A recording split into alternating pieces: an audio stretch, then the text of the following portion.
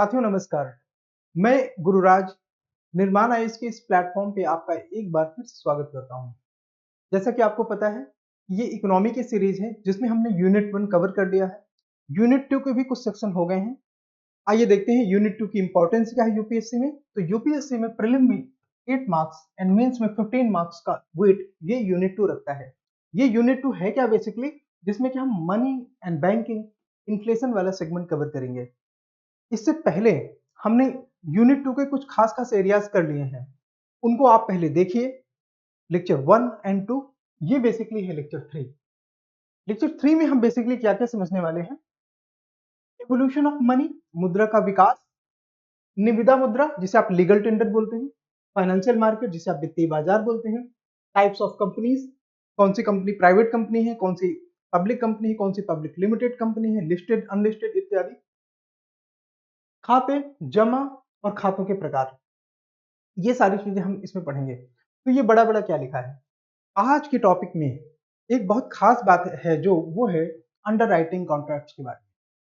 जैसे कि आपको पता है यूपीएससी ने 2022 में कॉन्ट्रैक्ट अग्रीमेंट के बारे में क्वेश्चन पूछा था मेंस में, और अंडर राइटर्स से संबंधित कुछ चीजें न्यूज में है जिसकी वजह से हमारे लिए इंपॉर्टेंट होगा कि जब हम मनी मार्केट के सेगमेंट को कवर करें, ये मुद्रा बाजार जिसको हम मनी मार्केट बोलते हैं, तो मनी मार्केट वाले सेगमेंट के साथ साथ हम अंडर राइटर से संबंधित इश्यूज को समझें।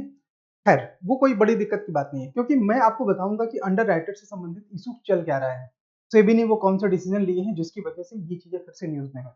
और ये चीजें अपने आप में प्रीलिम और मेंस में एक हैवी वेट रखता है। और आप सरप्राइज नहीं होना अगर आपको अंडर राइटर या अंडर राइटिंग कॉन्ट्रैक्ट या अंडर राइटर सर्विसेज के बारे में कोई क्वेश्चन मिल जाता है तो। ठीक है, ज्यादातर फैकल्टीज ने ये चीजें छोड़ दी होती हैं, बट यहाँ पे ये सारी चीजें निर्माण आयोग कवर कर रहा है। तो साथियों शुरू करते हैं आज का सेशन। सबसे पहले हमारे पास जो टॉपिक है वो है एवोल्यूशन ऑफ मनी। आपको पता है, जैसे कि हमने हिस्टोरिकल सेंस से डिस्कस करना शुरू किया था, इन हिस्ट्री पीपल आपस में बार्टर ट्रेड करते थे। तो बार्टर ट्रेड के टाइम में ये था कि तुम मुझे अपनी वस्तु दो, मैं तुम्हें अपनी वस्तु दूं। उसमें बहुत सारी इश्यूज आते थे कि आपकी वस्तु की मुझे कब जरूरत है कब नहीं। आपकी वस्तु पेरिसेबल है, मतलब वो टाइम के साथ खराब हो सकती है। फॉर एग्जाम्पल आपके पास जनवरी में टमाटर है, मुझे मार्च में टमाटर की जरूरत पड़ेगी, तो आप टमाटर कैसे मुझे उस समय देंगे, है ना। मेरे पास व्हीट है तो मैं पूरे साल आपको व्हीट दे सकता हूँ, लेकिन आप अपनी पेरिसेबल चीजें मुझे कैसे देंगे। तो वो सारी समस्याओं को खत्म करने के लिए मनी जैसा कॉन्सेप्ट में इवॉल्व हुआ। हमारे पास बहुत पहले एक एग्जाम्पल था जिसको हम कमोडिटी मनी कहते थे। मतलब इसमें ये हम की कोई कमोडिटी यूज करते थे मनी के फॉर्म में। जैसे अगर हम भारत की बात करते हैं तो वैदिक पीरियड में एक वर्ड करेंसी थी जिसको हम बोलते थे निस्का।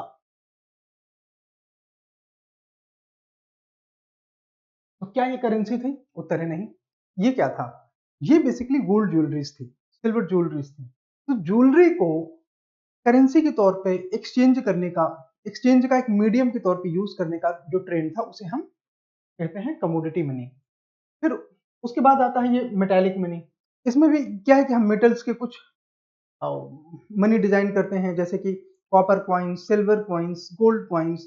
तो ये अपने आप में भारत के केस में अगर हम बात करें तो करीब 600 बीसी के आसपास जो आहत मुद्राएं आई थी, 600 बीसी के आसपास आहत मुद्रा आई थी।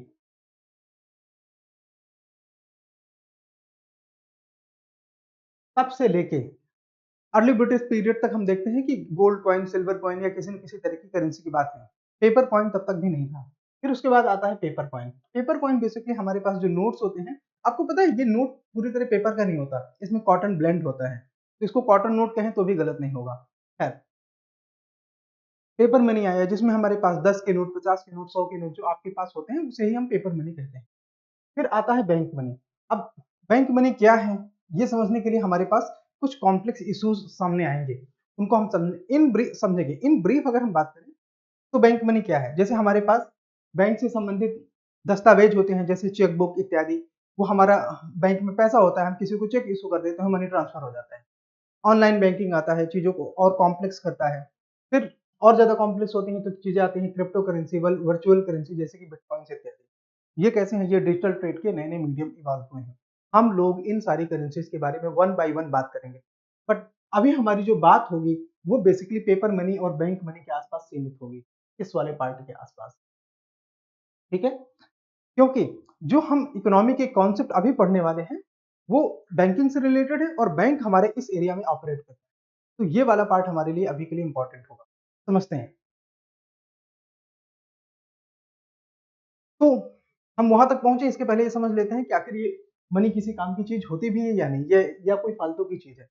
आप लोग ये कहेंगे ये कैसी बात हुई, फालतू की चीज तो नहीं है। करेंसी के काम हम सभी जानते हैं, लेकिन क्या हम उसे टेक्निकली जानते हैं इस तरह का कि अगर यूपीएससी हमारे सामने स्टेटमेंट थ्रो करे तो हम उसे सही टाइम में सही जगह कैच करें, है ना, वो मिस नहीं होना चाहिए। जैसे कि सबसे पहले इंपॉर्टेंट है कि मनी जो है अपने आप में विनिमय का एक माध्यम है। इसका क्या मतलब है? इसका मतलब ये है कि आप मुझे कोई वस्तु दो, मैं आपको कोई वस्तु दूं। अब मेरी वस्तु किस भाव की है, आपकी वस्तु किस भाव की है, इसका हमारे पास कोई मैकेनिज्म नहीं था, लेकिन अब है। वो है मनी। मनी के माध्यम से हम जानते हैं कि मेरे पास अगर 1 किलोग्राम व्हीट है, उसकी कीमत 20 रुपए है। आपके पास 1 किलोग्राम बादाम है, उसकी कीमत 1000 रुपए है। मतलब ये कि मुझे 1000 रुपए के व्हीट जब मैं आपको सप्लाई करूंगा, तब मुझे 1000 किलोग्राम की बादाम प्राप्त हो सकते हैं। उसके लिए मैं बार्टर पे डिपेंड नहीं रहूंगा। मतलब ये कि व्हीट में कब कब बेचूं, कहीं भी बेचूं। बादाम में तब खरीद सकता हूँ जब मुझे जरूरत है, उतने खरीद सकता हूँ जितने की मुझे जरूरत है। तो मतलब ये कि ये एक माध्यम के तौर पे यूज होता है, मीडियम ऑफ एक्सचेंज। खाते की सुविधा देने की इकाई के रूप में, हाँ। जैसे कि मान लीजिए मैं जितने भी इकोनॉमिक एक्टिविटीज करता हूँ, कौन से सामान कब खरीदता हूँ, जैसे कि मान लीजिए किसी पर्टिकुलर तारीख को मैंने 10 रुपए खर्च किए, दूसरे दिन 100 खर्च किए, तीसरे दिन 1000 खर्च किए, ठीक है। तो वो सारी चीजों के लिए मेरे पास एक अकाउंट तैयार हो सकता है। तो मुझे पता चलेगा कि मैंने कहाँ से कितना रुपया प्राप्त किया और कहाँ पे कितना खर्च किया। अगर हम इसको दूसरी भाषा में करें तो जो हम अपनी सर्विसेज हैं, अपना लेबर है, जो अपनी वस्तुएं हैं, अपने बिजनेस के द्वारा जो हमारी आय होती है, तो उनको हम ट्रांजैक्ट करने के लिए जो माध्यम डेवलप कर लेते हैं और उसकी जो हम अकाउंटिंग करते हैं, वही है बेसिकली हमारा अकाउंट बेस्ड ऑन मनी। तीसरा, स्टोर ऑफ वैल्यू। समझते हैं। मान लीजिए आप रोज 1 किलोग्राम टमाटर उगाते हैं, साल में आपके पास 365 गुणे 1 किलो टमाटर होना चाहिए, लेकिन क्या आप उसे स्टोर कर सकते हैं? मान लीजिए आप सिर्फ एक टमाटर रोज खाते हैं, तो बाकी अगर आपके 1 किलो में 10 टमाटर होते हैं, तो 9 टमाटर का आप क्या करेंगे? बेचेंगे, बार्टर करेंगे, बदले में आपको सुविधा मिल जाएगी। लेकिन अगर बेचेंगे मतलब ये कि अगर आपके पास मनी एक मीडियम के तौर पे होता है, तो वो मनी आपके पास आ जाएगा, तो आप उसे स्टोर कर सकते हैं। मनी स्टोर किया जा सकता है, बार्टर में दी गई गुड्स शायद स्टोर ना की जा सके। तो ऐसी कंडीशन में मनी हमें स्टोर करने का एक मैकेनिज्म प्रोवाइड करती है, और यहीं से डेवलप होता है कॉन्सेप्ट ऑफ एक्यूमुलेशन।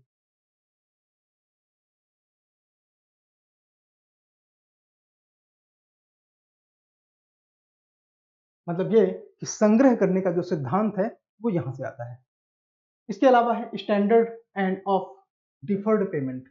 ये क्या है? मतलब अस्थगित भुगतान का मानक। मतलब ये कि कोई सर्विस हमने आज अफोर्ड करी, कोई वस्तु हमने आज कंज्यूम करी, और पे उसको बाद में हम कर सकते हैं, अदा उसको बाद में कर सकते हैं। इसका सबसे क्लासिक और बढ़िया उदाहरण है कि जो लेबर होते हैं, वो लेबर कैसे काम करते हैं। आप 1 दिन, 2 दिन, 3 दिन, 5 दिन, 28 दिन, 29 दिन, 30 दिन कहीं पे काम करते हैं, और 1 तारीख को आपको उसका पेमेंट मिल जाता है। तो ये 30 दिन बाद पेमेंट देने के लिए आपके पास मनी जैसा कोई मैकेनिज्म होना चाहिए। इसको तुलना करें बार्टर से, हाँ। मान लीजिए आप और सलमान खान एक एग्रीमेंट में आते हैं बार्टर के जमाने में, जब मनी नहीं है, कि हम एक दूसरे के हाथ दबाएंगे और हमारी सेवाएं समाप्त होती हैं। तो आप उसे क्या ऐसा कर सकते हैं क्या कि आज मैंने किसी को सर्विस दी, उसने मुझे आज सर्विस दी, मतलब ये कि हम 30 तारीख वाला कोई मैकेनिज्म डेवलप कर सकते हैं क्या? क्या पे लेटर जैसा कोई कॉन्सेप्ट आ सकता है क्या? नहीं, उसके लिए मनी जैसा कोई मीडियम होना चाहिए, जिसकी वजह से आप किसी चीज को बाद में पे कर सकें, है ना? तो वो है बेसिकली डिफर्ड पेमेंट, मतलब पे लेटर। मूल्य का हस्तांतरण, ट्रांसफर ऑफ वैल्यू। मनी हमें ये अवसर देता है कि हम वैल्यूज को ट्रांसफर कर सके, जो मूल्य हमने इकट्ठा किया है उनको बाद में हम या किसी भी टाइम ट्रांसफर कर सकते हैं। ये ट्रांसफरेबिलिटी का ऑप्शन देता है। कोई कहीं भी बैठा है, आप उसे कहीं भी पे कर सकते हैं, वो मॉडर्न टेक्नोलॉजी की वजह से संभव हो सका। लेकिन जो ट्रांसफरेबिलिटी है वो मनी में है, दूसरी वस्तु में नहीं है। जैसे आप कह दें कि हाँ व्हीट में है, लेकिन बल्क ऑफ व्हीट होगा तो कैसे करेंगे, है ना? बट मनी के केस में क्या है कि अगर 100 रुपए का व्हीट है, 100 रुपए ट्रांसफर, मतलब उतना व्हीट ट्रांसफर, सिंपल। इसके लाभ क्या होते हैं? देखिए, इसके लाभ बेसिकली ये हैं कि ये सहज स्वीकार्य किया जाता है। आप किसी को पैसा देके देख लीजिए, पता चल जाएगा कि वो सहज स्वीकार्य है कि नहीं। टिकाऊ है, हाँ, आप अपनी जेब में रख सकते हैं, बैंक में रख सकते हैं, घर में रख सकते हैं। पोर्टेबल है, हाँ, आप इसे लेके कहीं भी आ जा सकते हैं। पहचानने योग्य है, बिल्कुल आसानी से। इवन ब्लाइंड पीपल भी इसको पहचान सकें उसके लिए भी गवर्नमेंट ने जो डिज़ाइन है उसमें कुछ चीज़ें डाली हैं कि आप टच करके पहचान सकते हैं। जो लोग देख सकते हैं वो आराम से देख के जान लेते हैं ये 100 का नोट है, ये 500 का नोट, 50 का नोट है। उसमें पर्टिकुलर हिडन डिज़ाइन्स अवेलेबल होते हैं जिसके माध्यम से हम उन्हें आइडेंटिफ़ाई करते हैं। विभाज्य है, हाँ, आप मुझे 100 का नोट दें, मैं आपको 10-10 के 10 नोट दूँ, मतलब वो विभाजित हो गया। फंजिबल है, हाँ, फंजिबल है। इसको हम म्यूचुअली एक-दूसरे से इंटरचेंज कर सकते हैं जिसका मतलब होता है फंजिबिलिटी। नकली करना मुश्किल है, मतलब इसको जो है काउंटरफीट करना कठिन है। काउंटरफीटिंग का मतलब ये है कि हम जब जाली नोट छापते हैं ना उसे काउंटरफीट बोलते हैं। तो 500 का नोट जो जाली नोट मार्केट में कई बार छप जाता है तो उसको काउंटरफीटिंग ही कहेंगे, बट फिर भी मनी के केस में काउंटरफीटिंग बहुत कठिन है। आपको पता है ना कि तुगलक के ज़माने में काउंटरफीटिंग एक बड़ा इश्यू था जिसकी वज़ह से मोहम्मद बिन तुगलक की टोकन करेंसी फेल हो गई थी। क्योंकि हर किसी ने उस तरह की करेंसी बनाना शुरू कर दिया। बट मॉडर्न करेंसीज़ के केस में उसका काउंटरफीट करना कठिन है। उसको पहचानने के बहुत सारे तरीके हैं। ठीक है? तो ये है बेसिकली मनी के लाभ। नाउ हमारे पास एक कॉन्सेप्ट है जिसको हम बोलते हैं लीगल टेंडर।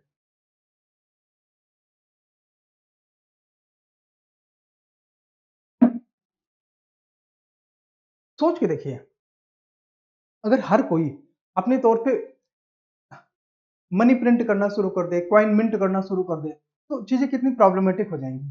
कोई भी मनी लेके आएगा, आपको भरोसा नहीं होगा कि हम इसकी मनी स्वीकार करें या न स्वीकार करें। हम इसका नोट स्वीकार करें या न स्वीकार करें।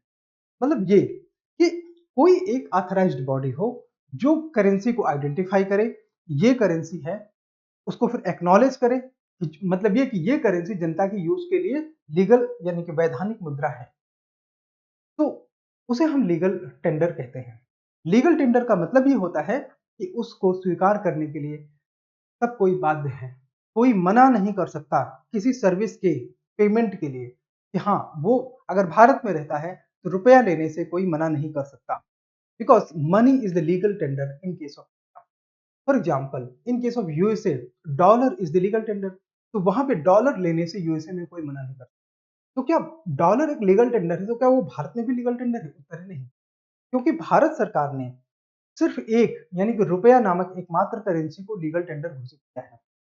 डॉलर भारत में लीगल टेंडर नहीं होगा। ठीक है? इसको समझ लेते हैं। सरकार द्वारा मान्यता प्राप्त भुगतान का कोई भी रूप जिसका उपयोग कर भुगतान जैसे उपयोग कर भुगतान किया जा सकता है, ऋण प्राप्त किया जा सकता है तथा वित्तीय दायित्वों को अदा किया जा सकता है। ठीक है? इसे हम कानूनी निविदा मानते हैं। मतलब कानूनी निविदा मतलब लीगल टेंडर। ठीक है? Legal tender. आगे से हम कानूनी निविदा के लिए लीगल टेंडर शब्दावली का प्रयोग करेंगे। आई होप आप लोग इससे कोई कंफ्यूजन नहीं प्राप्त करेंगे। लीगल टेंडर कानून अर्थव्यवस्था में लीगल टेंडर कानून अर्थव्यवस्था में मौजूद लीगल टेंडर के अलावा किसी भी चीज के लिए पैसे के रूप में उपयोग को प्रभावी रूप से प्रतिबंधित कर देता है। मतलब ये कि लीगल टेंडर होने का मतलब ये है रुपए के अलावा कोई भी मीडियम ऑफ एक्सचेंज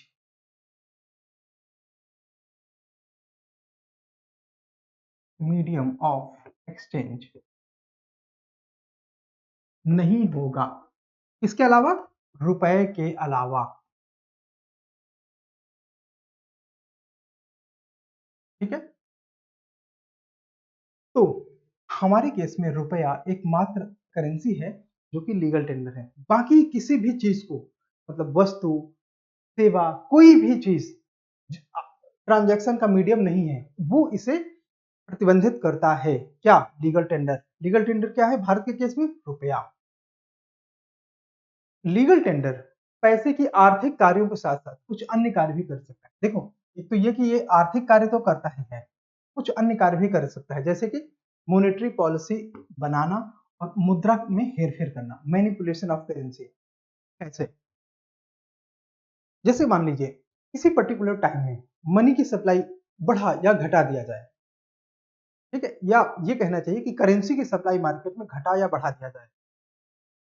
आरबीआई किसी भी टाइम में सीआरआर बढ़ा दे तो करेंसी किसके पास ज्यादा चली जाएगी? आरबीआई के पास। ठीक है? अब ये सीआरआर क्या होता है? जो लोग जानते हैं उनके लिए ठीक, जो लोग नहीं जानते हैं वो इसे इग्नोर करें। क्योंकि सीआरआर क्या है ये हम अगले लेक्चर में जब पढ़ेंगे तो आपको पता चलेगा। सीआरआर वो मैकेनिज्म है जिसके माध्यम से आरबीआई मनी की पॉलिसी को टाइट या ढीली कर सकती है। टाइट करने का मतलब यह है कि मनी की सप्लाई को कम कर दिया जाए। अब यहाँ पे उसे टाइट क्यों कहते हैं, ये हम बाद में बताएंगे। अभी शॉर्ट में बता देते हैं, जैसे हैंडपंप का सप्लाई वाले पानी का टोटी होता है, आप उसे टाइट कर देते हैं तो पानी की सप्लाई कम हो जाती है ना। अगर उसे ढीला कर दे तो पानी की सप्लाई बढ़ जाएगी। ठीक है, तो टाइट करने का मतलब है कि मनी की सप्लाई कम, ढीला कर देने का मतलब है मनी की सप्लाई ज्यादा। क्लियर? तो उसमें भी लीगल टेंडर का उपयोग हो सकता है। इसके अलावा मुद्रा में हेरफेर संभव है।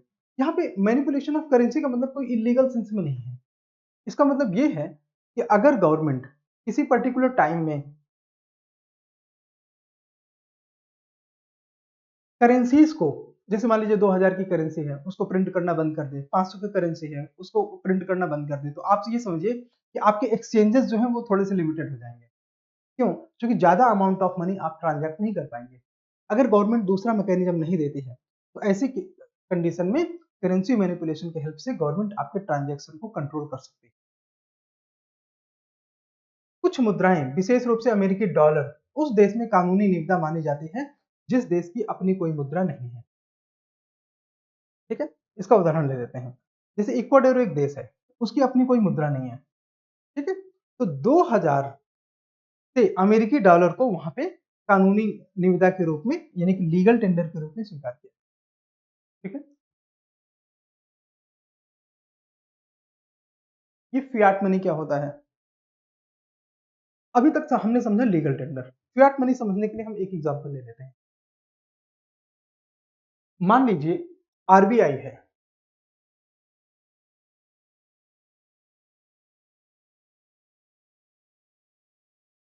आरबीआई है, ये इशू करती है कुछ नोट। मान एक उदाहरण के तौर पे लेते हैं, केवल 100 नोट्स और एक नोट की वैल्यू कितनी है? रुपए 100। रुपए 100 के वो 100 नोट इशू करता है आरबीआई। ठीक है, और इसको वो ये 100 नोट इसलिए इशू करता है बिकॉज इस अमाउंट के लिए उसके पास क्या है? गोल्ड। ये गोल्ड के द्वारा सपोर्टेड है। ठीक है, गोल्ड बैक्ड है। ठीक है, किसी अगली तारीख को आरबीआई फिर से 100 नोट इशू करता है।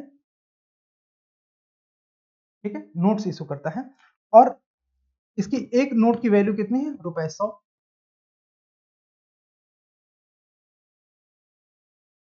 एक नोट की वैल्यू है रुपए 100 और इसको वो गोल्ड बैक्ड नहीं करता। कैसे करता है? सिक्योरिटीज से। अब ये सिक्योरिटीज क्या होते हैं, अगर आपको ये नहीं पता तो आप हमारा पिछला वाला लेक्चर देख लीजिए। इसको आप कागज का पत्र भी कह सकते हैं। कागज का टुकड़ा होता है बेसिकली सिक्योरिटीज।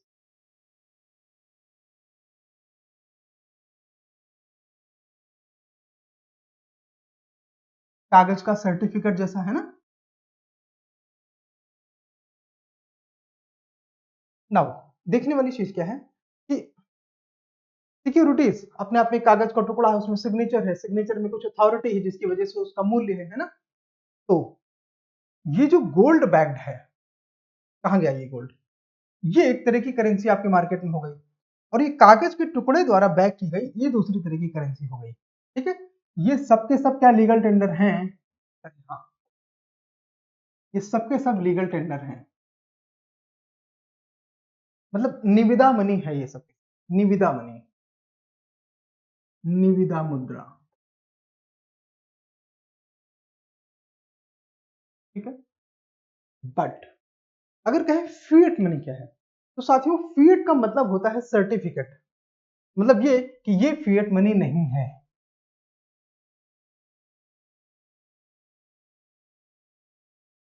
Not fiat.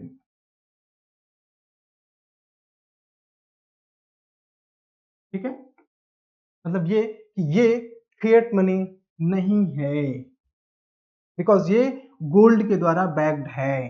ठीक है, नॉट फिएट मनी। और ये है फिएट मनी बिकॉज ये सर्टिफिकेट से बैग्ड है, तो ये फिएट मनी होगा, वो नहीं होगा। क्लियर? बात समझ में आई ना? ये फिएट मनी नहीं है। अब हमारे लिए समझना आसान हो गया। फिएट सरकार द्वारा कोई इशू की गई मुद्रा हो सकती है जो सोने जैसी किसी वस्तु से समर्थित नहीं है। मतलब ये कि सोने जैसी किसी वस्तु से समर्थित नहीं, क्योंकि फिएट मनी केंद्रीय बैंक को इस बात पर नियंत्रण देती है कि कितना पैसा छापना है, मतलब सिक्योरिटी के आधार पर कितना पैसा छापना है। वो गवर्नमेंट सिक्योरिटीज ही यहाँ पे हम बात कर रहे हैं, ठीक है। तो इसका मतलब ये है कि सिक्योरिटी के माध्यम से जो नोट केंद्रीय बैंक, हमारे केस में आरबीआई, छापता है, इसका मतलब ये कि वो इकोनॉमी में नियंत्रण करने में हेल्प करता है, क्योंकि वो मुद्रा पब्लिश करने में सपोर्ट करता है। इस माध्यम से हम ये कह सकते हैं कि अर्थव्यवस्था पर अधिक नियंत्रण ऑफर करने के लिए फिएट मनी एक इंस्ट्रूमेंट है। अच्छा, अब आप लोगों को दिमाग में डाउट आ सकता है, क्या ये फिएट मनी लीगल टेंडर अलग अलग चीजें हैं? देखो, सभी फिएट मनी लीगल टेंडर होती हैं। All fiat money are legal tender, मतलब सभी फिएट मनी निविदा मुद्रा होती है, लेकिन सभी लीगल टेंडर फिएट मनी नहीं होते। आप में से जो समझ गया कि ऐसा क्यों, वो कमेंट करके बताए। जिसे नहीं समझ में आया उसको मैं बता दूं। सारी की सारी लीगल टेंडर फिएट मनी नहीं है, क्योंकि लीगल टेंडर में सर्टिफिकेट के द्वारा आधारित मुद्रा और बिना सर्टिफिकेट के द्वारा लॉन्च की गई मुद्रा, दोनों तरह की मुद्राएं होती हैं। इस वजह से हम ये नहीं कह सकते कि सारी legal tender fiat money. Legal tender में गोल्ड बैक्ड करेंसीज भी होती हैं, सोने द्वारा समर्थित मुद्रा भी होती है। सोने द्वारा समर्थित मुद्रा कहने का तात्पर्य यह है कि आरबीआई ने उतना सोना रखा होगा, उतनी मात्रा में, उतने मूल्य के नोट जारी करने के लिए। तो सोने द्वारा समर्थित मुद्रा को फिएट मनी नहीं कहते। क्या मेरी बात आप तक पहुंची? अगर नहीं तो कमेंट करके दोबारा पूछिए। नाउ, फिएट मनी का मूल्य आपूर्ति और मांग के बीच संबंधों के साथ साथ जारी करने वाली सरकार की स्थिरता से निर्धारित होता है। कैसे? अगर कहीं पे गवर्नमेंट स्टेबल है, ठीक है, तो ऐसी कंडीशन में जो करेंसी की स्थिति है उसका अधिमूल्यन होता है, और जहां पे इनस्टेबल गवर्नमेंट होती है वहां पे करेंसी का अवमूल्यन होता है। इसका सबसे बढ़िया उदाहरण है, अगर आपने पिछले 10 सालों की बड़े घटनाक्रम में ध्यान दिया होगा, तो वेनेजुएला की करेंसी का मैसिव डिप्रिसिएशन हुआ है, अवमूल्यन हुआ है। क्यों? वहां पे गवर्नमेंट स्टेबल नहीं है, काफी समय से वहां पे सरकार बनाने के लिए संघर्ष चल रहा है। दूसरा, फिएट मनी को सोने या चांदी के मानक, अगर, अब इस बात पे ध्यान देंगे, फिएट मनी को सोने या चांदी के द्वारा समर्थित कर दिया जाता है तो उसे प्रतिनिधि मुद्रा कहा जाता है, रिप्रेजेंटेटिव मनी। तब वो फिएट मनी नहीं रह गई, तब उसे रिप्रेजेंटेटिव मनी कहते हैं। ठीक है, उसे क्या बोलेंगे तब? रिप्रेजेंटेटिव मनी, प्रतिनिधि मुद्रा। जब केंद्रीय बैंक, अब ये वाली लाइन सब लोग ध्यान से देखेंगे और मेरे साथ सब लोग पढ़ेंगे। धारक को इतने रुपए का भुगतान करने का वादा करता है। अब आप लोग एक नोट निकालिए अपने पास, उसको देखिए। ऐसे आप अपने पास, आपके पास नोट होगा तो नोट निकालिए ऐसे, और इसमें यहाँ पे लिखा होता है, आप लोग ध्यान से देखेंगे, इस जगह यहाँ पे लिखा होता है, इस पार्ट में, ठीक है, इस पार्ट में, यहाँ इसके ऊपर देखेंगे तो दिख जाएगा क्या लिखा है कि मैं धारक को 10 रुपए अदा करने का वचन देता हूँ। I promise to pay the bearer the sum of 10 rupees. मतलब ये कि मैं धारक को 10 रुपए अदा करने का वचन देता हूँ। और मतलब ये हुआ कि हमारे पास जो नोट है इसकी गारंटी कौन लेता है? केंद्रीय बैंक, ठीक है। और ये नोट क्या है? इसे हम एनोनिमस बियरर बॉन्ड कह सकते हैं। बियरर कौन है? अगर ये नोट मेरे पास है तो मैं बियरर हूं, आपके पास जो नोट है तो आप बियरर हैं। बॉन्ड क्यों है?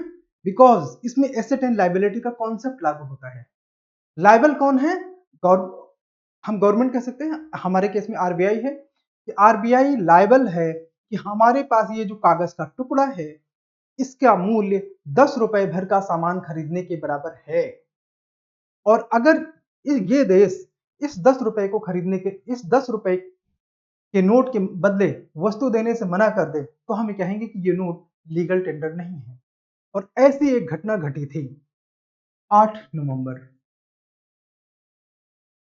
2016 को। जब भारत के प्रधानमंत्री ने ये घोषणा करी कि 500 का नोट और 1000 का नोट अब से यानी कि 8 तारीख को रात 8 बजे से लीगल टेंडर नहीं है, तो इसका मतलब ये कि उस समय गवर्नमेंट ने उसे लीगल टेंडर से बाहर कर दिया। ठीक है, अब इसे समझ लेते हैं।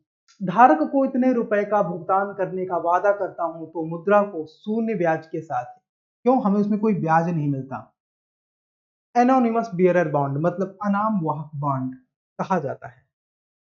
फिएट मनी एक व्यापक अर्थ में सभी प्रकार के पैसे जो सरकारी डिक्री या फिएट द्वारा कानूनी निविदा बना दिए जाते हैं।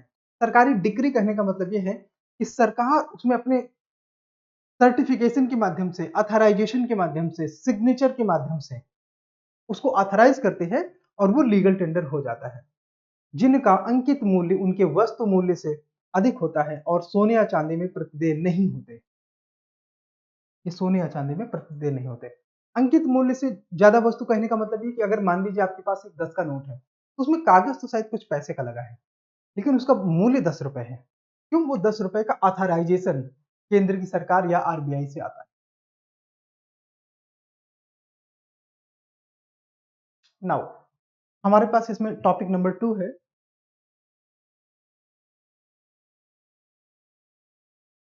हमने मनी समझा। मनी के बाद हम आरबीआई में जंप नहीं कर रहे हैं। हमें समझना पड़ेगा कि क्या सिर्फ मनी ही होती है, मतलब मुद्रा ही होती है। मुद्रा से संबंधित और कौन से गैर मुद्राएं हैं जिनमें मुद्रा वाला वर्चस्व होता है, मुद्रा वाला भाव होता है, मुद्रा वाली फीलिंग होती है, वो चीजें बनती है मनी मार्केट। तो मनी मार्केट समझने के लिए हमको मनी मार्केट के पापा समझने पड़ेंगे। वो मनी मार्केट का अम्ब्रेला है फाइनेंशियल मार्केट। ठीक है, फाइनेंशियल मार्केट के दो कंपोनेंट होते हैं। पहला एक होता है कैपिटल मार्केट, दूसरा है मनी मार्केट। कैपिटल मार्केट में प्राइमरी मार्केट, सेकेंडरी मार्केट दो होते हैं। मनी मार्केट में भी प्राइमरी एंड सेकेंडरी मार्केट होते हैं। प्राइमरी मार्केट कहने का मतलब ये कि जहां पे सिक्योरिटी सीधे तौर पे क्रिएट की जाती हैं, बेची जाती हैं, वहां पे एक तरफ सिक्योरिटी बेचने के लिए इशूअर खड़ा होता है। इशूअर वो होता है जो सिक्योरिटी को इशू करता है, और दूसरी तरफ इन्वेस्टर होते हैं जो वो सिक्योरिटी को खरीदने के लिए तैयार होते हैं, तो उसे प्राइमरी मार्केट कहते हैं। सेकेंडरी मार्केट वो होते हैं जहां पे इशूअर का कोई काम नहीं होता, वहां पे एक इन्वेस्टर दूसरे इन्वेस्टर को सिक्योरिटीज बेचता खरीदता। इसका सबसे क्लासिक उदाहरण है सेकेंडरी मार्केट का स्टॉक मार्केट। स्टॉक मार्केट हमारे केस में है BSc Bombay stock exchange and NSE national stock exchange. ठीक है, वहां भी यही प्रिंसिपल लागू होगा। ठीक है, कॉन्सेप्ट को आगे बढ़ाते हैं और समझते हैं कि इंडियन फाइनेंशियल मार्केट क्या है, उसकी कितनी क्लासिफिकेशन है, वो चीजें इसमें देखते हैं। देखिए, इंडियन फाइनेंशियल मार्केट का एक पार्ट आपने देखा मनी मार्केट है। ठीक है, मनी मार्केट मतलब मुद्रा बाजार, जिसके अंदर ट्रेजरी बिल्स होते हैं, call money, certificate of deposit, commercial bills, commercial paper इत्यादि होते हैं, जिसमें हमने कुछ चीजें पढ़ी हैं, जैसे कि ट्रेजरी बिल कवर कर लिया है, बाकी की चीजें हम आने वाले सेशन में कवर करेंगे। दूसरी तरफ हमारे पास है कैपिटल मार्केट।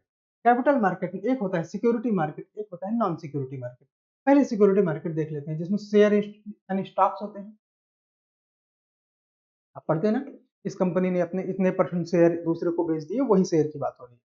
दूसरा डिवेंचर्स होते हैं, डेप्ट। डेप्ट या बॉन्ड टेक्निकली एक ही चीज है। ठीक है, यूएस में डिवेंचर बोलते हैं और यूके में बॉन्ड, बस इतना अंतर है। तो डेप्ट एंड बॉन्ड सेम थिंग है। डेप्ट एंड बॉन्ड सेम थिंग है। ठीक है, कमोडिटी सिक्योरिटी मार्केट में, डेरिवेटिव्स। डेरिवेटिव्स का मतलब, कमोडिटी का मतलब है सोने चांदी इत्यादि मेटल्स। डेरिवेटिव का मतलब होता है कि वो कागज जिसका मूल्य कहीं और से डिराइव हो।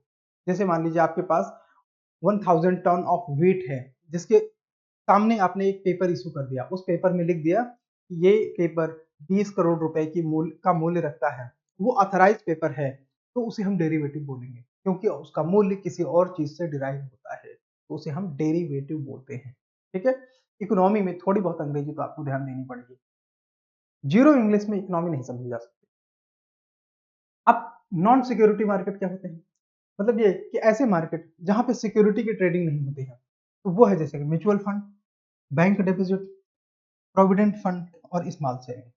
ये ज्यादातर चीजें बैंकों से ऑपरेट की जाती है, बैंकिंग के माध्यम से। यहाँ पे सिक्योरिटीज का कोई रोल नहीं होता।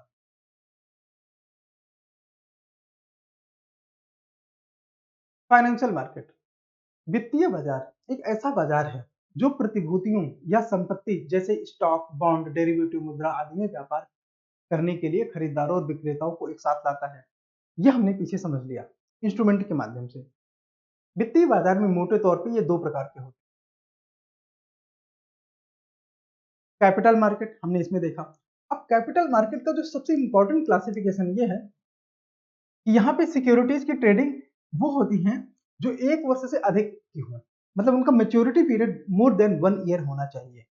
Therefore, they will be traded in the capital market and ठीक है, तो इन्हें हम मध्यम या दीर्घावधि का बाजार बोलते हैं, जिनमें कि उस अवधि की डेप्ट 1 साल से अधिक वाले डेप्ट और इक्विटी की ट्रेडिंग होती है। ठीक है, अब देखिए पूंजी बाजार यानी कि कैपिटल मार्केट भी दो प्रकार के होते हैं। हमने पीछे देखा था प्राइमरी एंड सेकेंडरी। तो प्राइमरी कैपिटल मार्केट क्या होते हैं? जैसे कि मैंने बताया था, इसमें नए शेयर और बॉन्ड बेचे जाते हैं। मतलब ये कि इसमें शेयर और बॉन्ड क्रिएट होते हैं। ईश्वर स्वयं यहाँ पे आता है और ऑफर करता है। तो जो ईश्वर स्वयं ऑफर करता है वो किसकी हेल्प से ऑफर करता है? एक अंडर राइटर की हेल्प से ऑफर करता है, मर्चेंट बैंकर की हेल्प से ऑफर करता है। ठीक है, मर्चेंट बैंकर ही अंडर राइटर का रोल प्ले करता है। तो वो जो ऑफर होता है उसे हम इनिशियल पब्लिक ऑफर बोल सकते हैं। इनिशियल क्यों? क्योंकि ये पहली बार ऑफर किया, तो उसे हम इनिशियल पब्लिक ऑफरिंग, जिसे शॉर्ट में आईपीओ कहा जाता है, कह सकते हैं। इस बाजार में सिक्योरिटीज यानी प्रतिभूतियों का लेन देन इशूअर यानी कि जारी करता, इशूअर का मतलब होता है जारी करता, और निवेशक इन्वेस्टर के बीच होता है। अब हम इसको समझ लेते हैं एक उदाहरण के माध्यम से। जैसे कि मान लीजिए जीआरडी टेक नाम की कोई कंपनी है। ठीक है, इसने इशू किए 100 शेयर।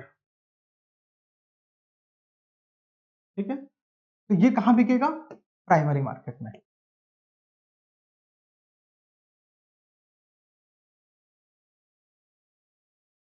इसको खरीदेगा कौन? इन्वेस्टर, निवेशक।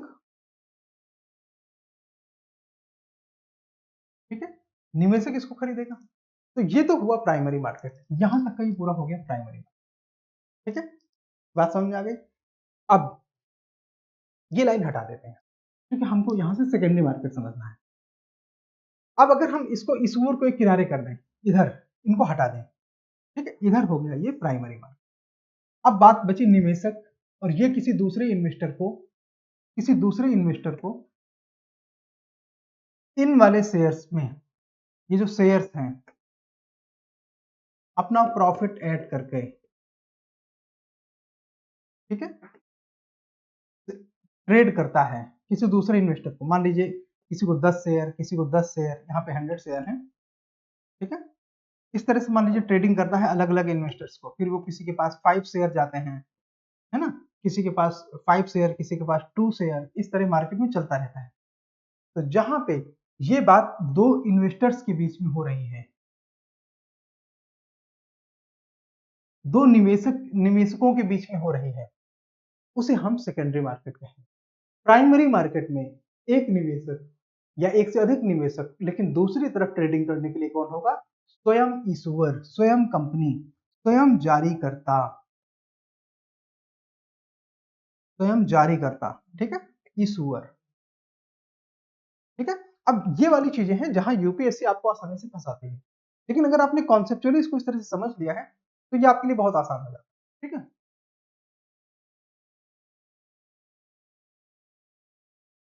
अब देखिए एक बहुत बढ़िया बात यहाँ पे लिखी हुई है कि प्राथमिक बाजार कोई भौतिक स्थान नहीं है। प्राथमिक बाजार कोई भौतिक स्थान नहीं है, यह वस्तु की प्रकृति को दर्शाता है। वस्तु की मतलब बॉन्ड की। यहाँ पे बॉन्ड जो है क्रिएट हुआ है, ये बताता है।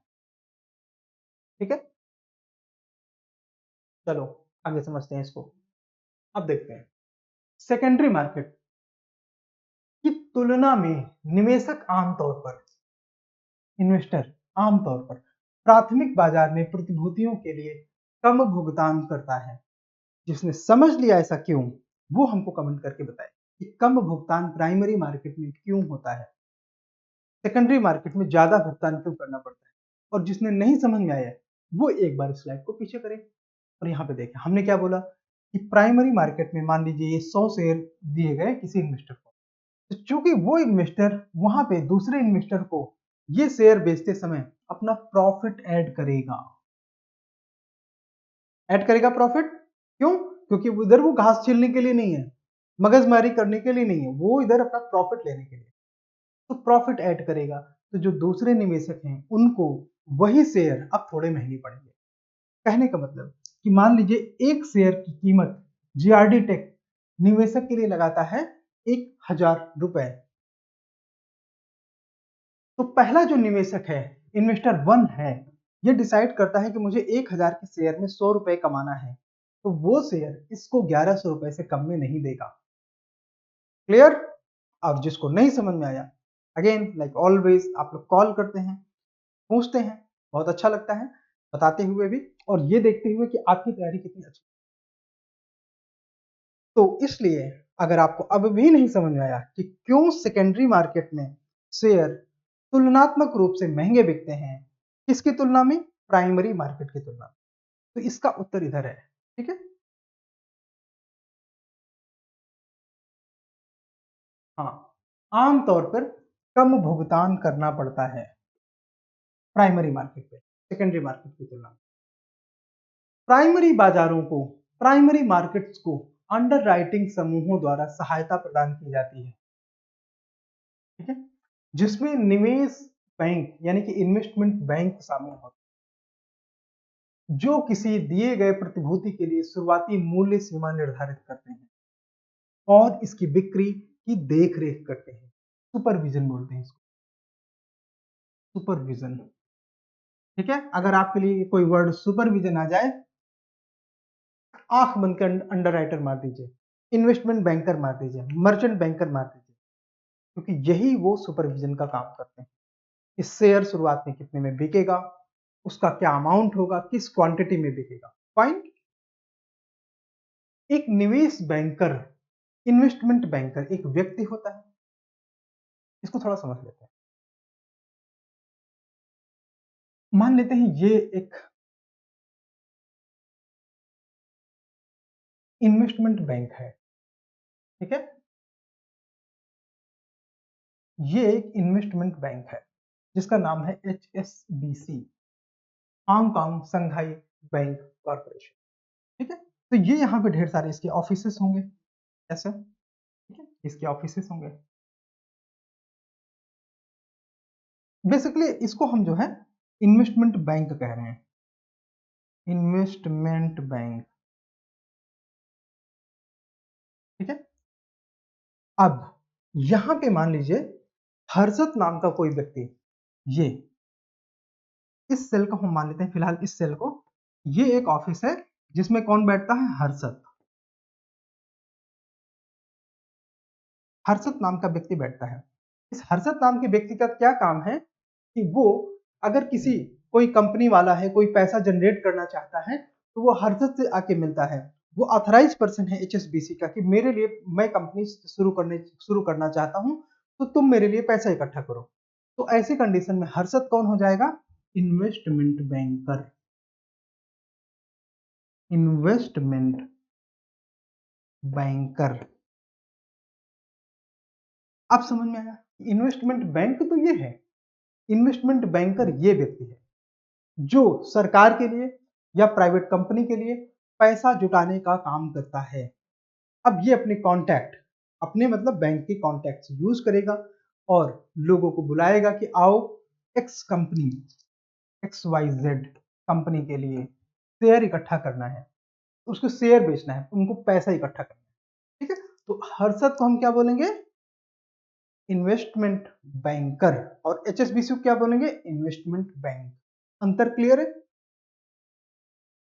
नाउ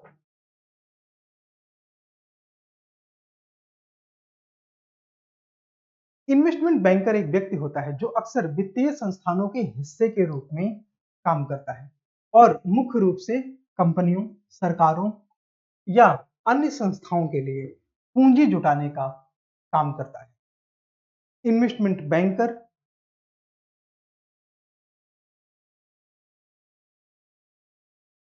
के अच्छा, इन्वेस्टमेंट बैंक एम्प्लॉयर्स मतलब वो एम्प्लॉयर्स जो इन्वेस्टमेंट बैंकर को जॉब देते हैं, उदाहरण है गोल्डमैन सास, ठीक है। इन्वेस्टमेंट बैंक नियोक्ताओं यानी कि इन्वेस्टमेंट बैंकर एम्प्लॉयर्स जो इन्वेस्टमेंट बैंकर को जॉब देते हैं, वो एम्प्लॉयर के उदाहरण कौन है, Goldman Sachs, Morgan Stanley, JP Morgan Chase, bank of America, Merrill Lynch, Deutsche bank. ये इसकी स्पेलिंग ये होती है DEUTSCH। ये जर्मन भाषा का एक शब्द है, ठीक है।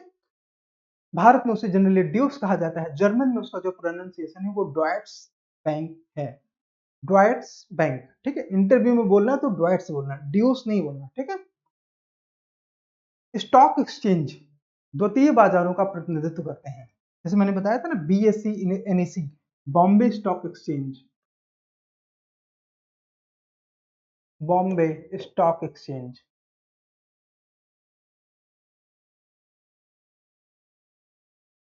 National stock exchange NSE। ये किसके एग्जांपल है, सेकेंडरी मार्केट। देखो अगर आप इस तरह स्टेप टू स्टेप समझ लोगे ना एक बार, तो ये सब आपके दिमाग का हिस्सा हो जाएगा। फिर जब भी आप न्यूज़पेपर खोलोगे तो आपके लिए इतना आसान लगेगा ये चीजें देखना, समझना, ये चीजें कैसे ऑपरेट हो रही हैं, है ना।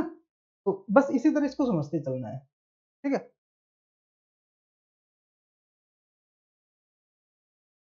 अच्छा, आप देखते हैं, ये एक न्यूज है, किससे है, बिजनेस स्टैंडर्ड न्यूज़पेपर से, ठीक है। ये बिजनेस स्टैंडर्ड न्यूज़पेपर है, इसकी न्यूज है। न्यूज़पेपर की सिंपल कटिंग है, बस एक जगह हाइलाइटर लगा हुआ है, इसको ध्यान से देखना है। अंडरराइटर से संबंधित, अब ये आप बार बार सोच रहे होंगे कि अंडरराइटर, इन्वेस्टमेंट बैंकर, ये क्या है, हम बहुत डिटेल से समझने वाले हैं, ठीक है। तो जो अंडरराइटर होता है, अंडरराइटर से संबंधित न्यूज बार बार न्यूज़पेपर में आ रही है, और वजह क्या बन रही है कि अंडरराइटर अपने कॉन्ट्रैक्ट से फेल हो रहे हैं।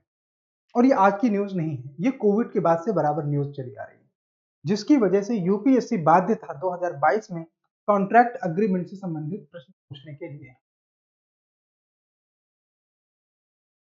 कॉन्ट्रैक्ट अग्रीमेंट पे उसने मेंस में क्वेश्चन पूछा, ठीक है। क्यों? वजह ये थी कि बिजनेस स्टैंडर्ड की इस न्यूज की वजह से, या इस तरह की तमाम न्यूज़ेस की वजह से, खबरों की वजह से अंडरराइटर न्यूज में थे। अब देख लेते हैं न्यूज क्या है। आई होप आप में से ज्यादातर ने पढ़ लिया होगा।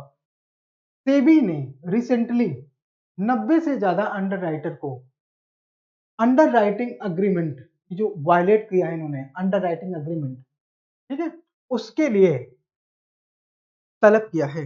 तलब किया का मतलब उनको बुलाते हैं, पूछताछ होती है, इंक्वायरी होती है कि कौन से अग्रीमेंट को आपने ब्रीच किया है, वायलेट किया है, तो उससे संबंधित उनको पनिशमेंट दिए जाते हैं। पनिशमेंट अक्सर मॉनेटरी फॉर्म में होते हैं, ठीक है। चार्जेस लगाए जाते हैं, तो वो भी मॉनेटरी फॉर्म में होते हैं, ठीक है। तो इन ये न्यूज अपने आप में बराबर चली आ रही है, ठीक है। ये सेबी चेयरमैन है डॉक्टर मेहता, DR मेहता, तो उनके रेफरेंस में न्यूज है। आप लोग इस तरह की न्यूज में थोड़ी सी नजर रखेंगे। अभी एक्सिस बैंक ने भी ऐसा एक क्लेम किया है, 3-4 दिन पहले ये भी न्यूज में था, ठीक है, कि कोई अंडर राइटर है जो उनके शेयर से संबंधित अंडर राइटिंग कॉन्ट्रैक्ट में खरा नहीं पाया गया है, प्रॉमिसेबल नहीं पाया गया है। ऐसी कंडीशन में सेबी कोई ना कोई फैसला उनके केस में लेगी। तो जब इस तरह की न्यूज आपके बाजार में आती हैं, तो ये आप मान के चलिए ये आपके लिए बहुत हॉट न्यूज होती है।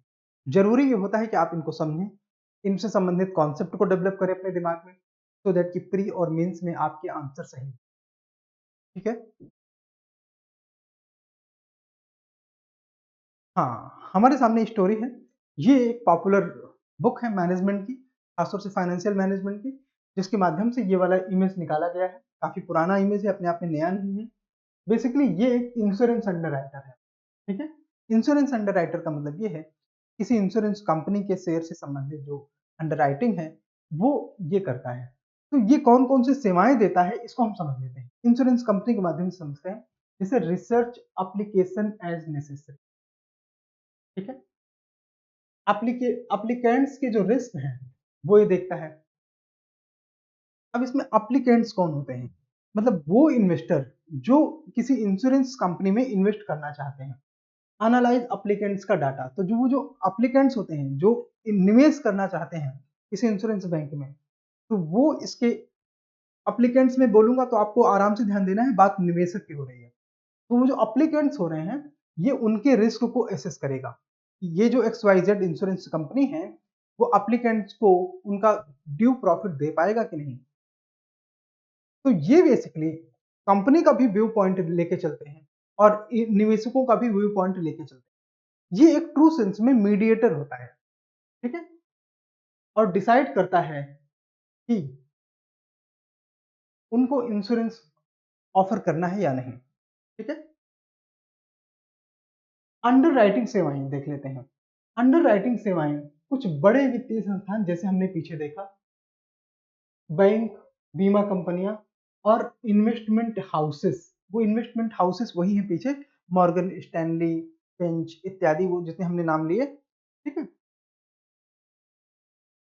द्वारा प्रदान की जाती हैं, जिससे वित्तीय नुकसान के मामले में भुगतान की गारंटी ये देते हैं।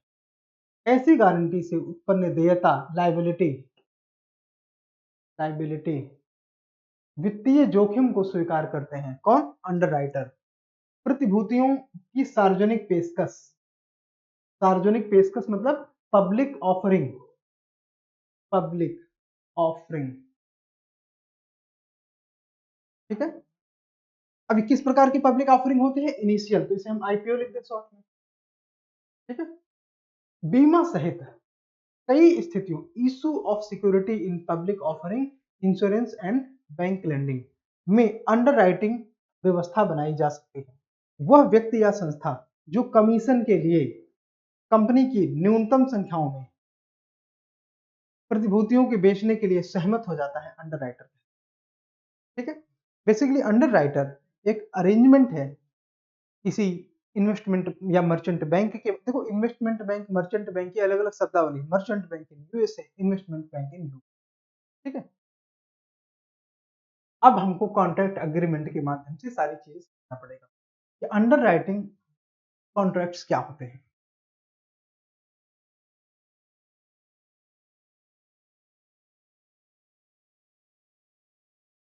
देखो,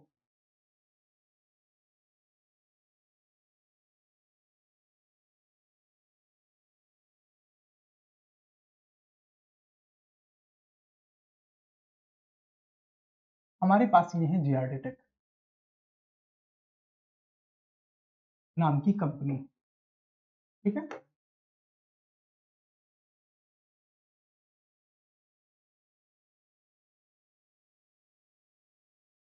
GRD टेक नाम की कंपनी है।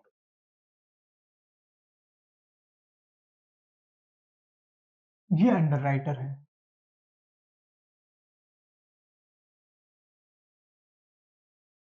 ये निवेशक है।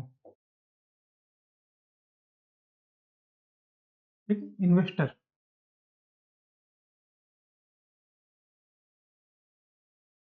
GRD टेक मान के चलते हैं किसी टाइम में 100 शेयर बेचना चाहते हैं। 100 शेयर, एक शेयर का भाव 1000 रुपए है। तो इनके पास टोटल कितना हो जाएगा? 1 लाख। 1 लाख रुपए जुटाने के लिए GRD टेक 100 शेयर बना के बेचना चाहते हैं। ठीक है, किसको? देखो, बेचेंगे किसको? निवेशकों को। ये सेक्शन निवेशकों का है, ये अंडरराइटर का है और ये कंपनी का है। उधर निवेशक है, निवेशकों के पास पैसा है 1 लाख रुपए। ठीक है, 1 लाख रुपए। तो अंडरराइटर का क्या काम है, यहां समझनी है। अंडरराइटर इनके शेयर्स का एनालिसिस करेगा, ये देखेगा कि इनके शेयर्स की प्रॉफिटेबिलिटी है कि नहीं। पहली चीज, अगर उसको लगता है कि एक शेयर का भाव, ये 1000 रुपए जो उन्होंने डिसाइड किया है, ये गलत है, तो ये कंपनी को एडवाइस करेगा कि आपके शेयर की सेलेबिलिटी कम है। अगर उसे लग रहा है ये गलत है, और गलत होने का कारण ये नहीं कि उसकी सेलेबिलिटी कम है, उसकी विक्रियता कम है, ऐसा नहीं। वो गलत उसे इसलिए भी लग सकता है कि आपके शेयर की भाव तो बहुत ज्यादा होनी चाहिए, मार्केट बहुत ज्यादा पोटेंशियल है आपके द्वारा बनाए हुए टेक्निकल गुड्स के लिए, क्योंकि जीआरडी टेक अपने आप में एक टेक्निकल कंपनी है, टेक की कंपनी है ना। तो वो एडवाइस कर सकता है कि आप अपने शेयर के प्राइस बढ़ाओ। ये सब काम कौन करेगा? अंडरराइटर। अंडरराइटर की हम पहले एक इथिकल ड्यूटी समझ लेते हैं, तो हमको आसानी समझ में आ जाएगा। इसकी इथिकल ड्यूटी ये है कि जीआरडी टेक के शेयर को नुकसान ना हो, उसको ज्यादा से ज्यादा प्रॉफिट हो सके, ये एक बात है। बस यही बात वो दूसरे साइड इंश्योर करेगा कि निवेशकों का नुकसान ना हो, निवेशकों का ज्यादा से ज्यादा प्रॉफिट हो सके। ये इंश्योर करने के लिए अंडरराइटर शेयर को एग्जामिन करेगा कि इस शेयर का राइट प्राइस क्या होना चाहिए। ये तो रही इथिकल बात। अब ये कंपनी अंडरराइटर की मदद लेती ही क्यों है? वो डायरेक्ट भी तो इन्वेस्टर को बेच सकते हैं। तो यहाँ पे शुरू होता है गेम। जैसे कि ये अंडरराइटर है, हम कोई एग्जांपल इसका ले लेते हैं, स्टैनली मॉर्गन स्टैनली, ठीक है, मॉर्गन स्टैनली।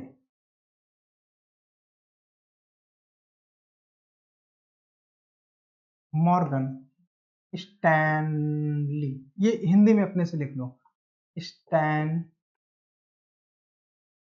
ऐसे लिखा रहता है मॉर्गन स्टैनली, ठीक है। मॉर्गन स्टैनली की जो इन्वेस्टिंग कैपेसिटी है वो बहुत ज्यादा होती है, मतलब कंपनी से भी बहुत ज्यादा, निवेशकों से बहुत ज्यादा। इनके पास हजारों लाखों की संख्या में इन्वेस्टर रजिस्टर्ड होते हैं, डेटा होता है इनके पास। इनके पास दुनिया की ढेर सारी कंपनियां, मतलब लाखों नहीं करोड़ों कंपनियों के डेटा रजिस्टर होते हैं कि कौन सी कंपनी है किस प्रोडक्ट के लिए किस तरह के शेयर इशू करते हैं, किस प्रकार के सर्विसेज के लिए किस प्रकार के शेयर इशू करते हैं, ठीक है।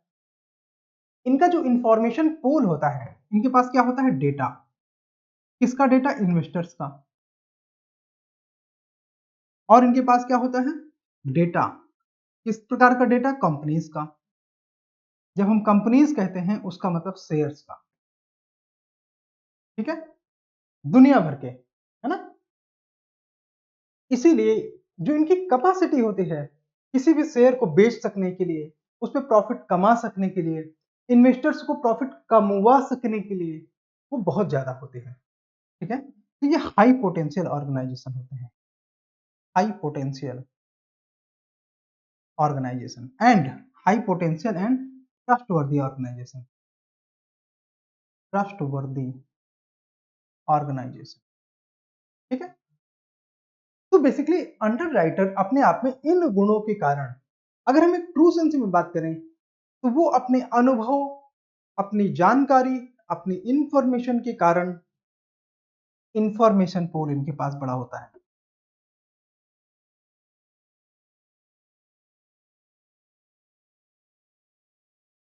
इंफॉर्मेशन पूल इत्यादि के कारण जो इनकी अंडरस्टैंडिंग है कंपनीज की, प्रोडक्ट की, सर्विसेज की, बिकॉज प्रोडक्ट के रेफरेंस में ही तो शेयर इशू किए जाते हैं, उसके फ्यूचर पोटेंशियल की, भविष्य का अनुमान लगाने की, वो इनकी बहुत ज्यादा होती है। इस वजह से अगर ये कह दें कि हाँ तुम्हारे शेयर 1000 रुपए में बिक सकते हैं, तो जीआरडी टेक के लिए बहुत आसान है इन पे भरोसा करना। ये इन्वेस्टर्स अगर कह दें कि ये 1000 रुपए में शेयर खरीदने लायक है, तो इन्वेस्टर इन पे आसानी से भरोसा कर सकते हैं, ठीक है, बिकॉज ये conflict of interest ideally share नहीं करते। अब ये बात अलग है कि आप बार बार बोलोगे कि सेबी कहता है कि investment bankers, underwriters, credit agencies इत्यादि कॉन्फ्लिक्ट ऑफ इंटरेस्ट में एंगेज हैं, वो एक गलत बात, वो अनएथिकल है एक्चुअली। आइडियली ये लोग जो है कॉन्फ्लिक्ट ऑफ इंटरेस्ट शेयर नहीं करते, ठीक है। इनका कोई कॉन्फ्लिक्ट ऑफ इंटरेस्ट ना तो इन्वेस्टर के पॉइंट ऑफ व्यू से होता है और ना ही कंपनी के पॉइंट ऑफ व्यू से। ऐसी कंडीशन में इनके पोटेंशियल को देखते हुए जीआरडी टेक के लिए सबसे आसान ये है कि वो अंडरराइटर के पास जाए और बोले ये हमारे 100 शेयर बिकवा दो। अंडरराइटर के पास दो ऑप्शन होते हैं इस कंडीशन में। एक ये कि वो इनको गारंटी दे। क्या गारंटी? ये आपने लिख लिया हो तो इसे बिगाड़ दूं, ठीक है।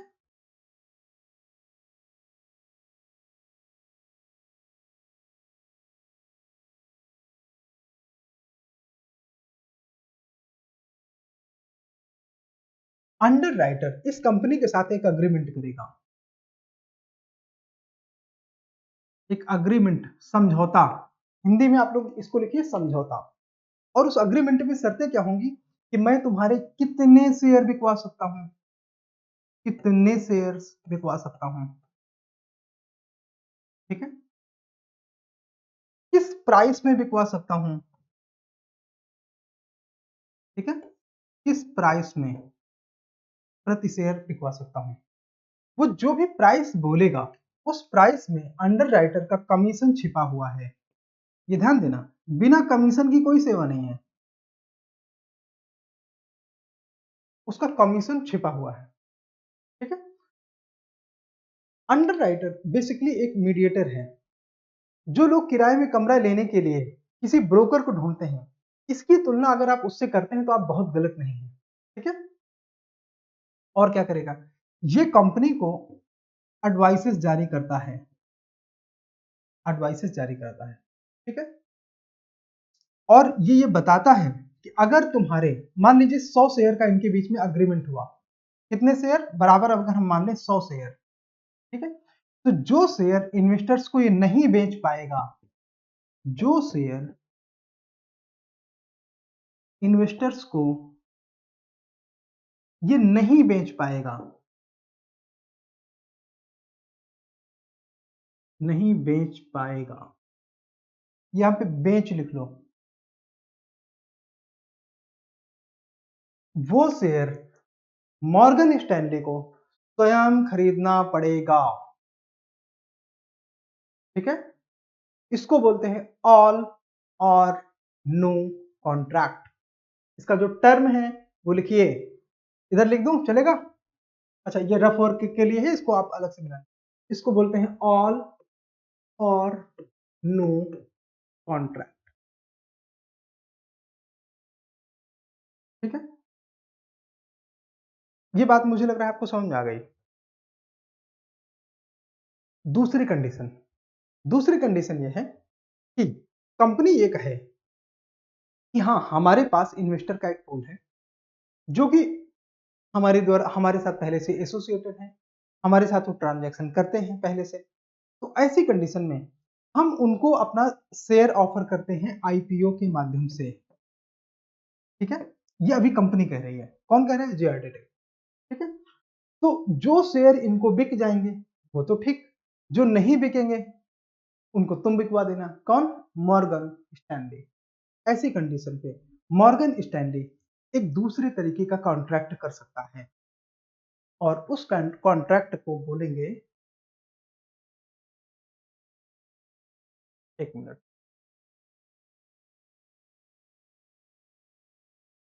हाँ, उसे बोलेंगे stand by under writing.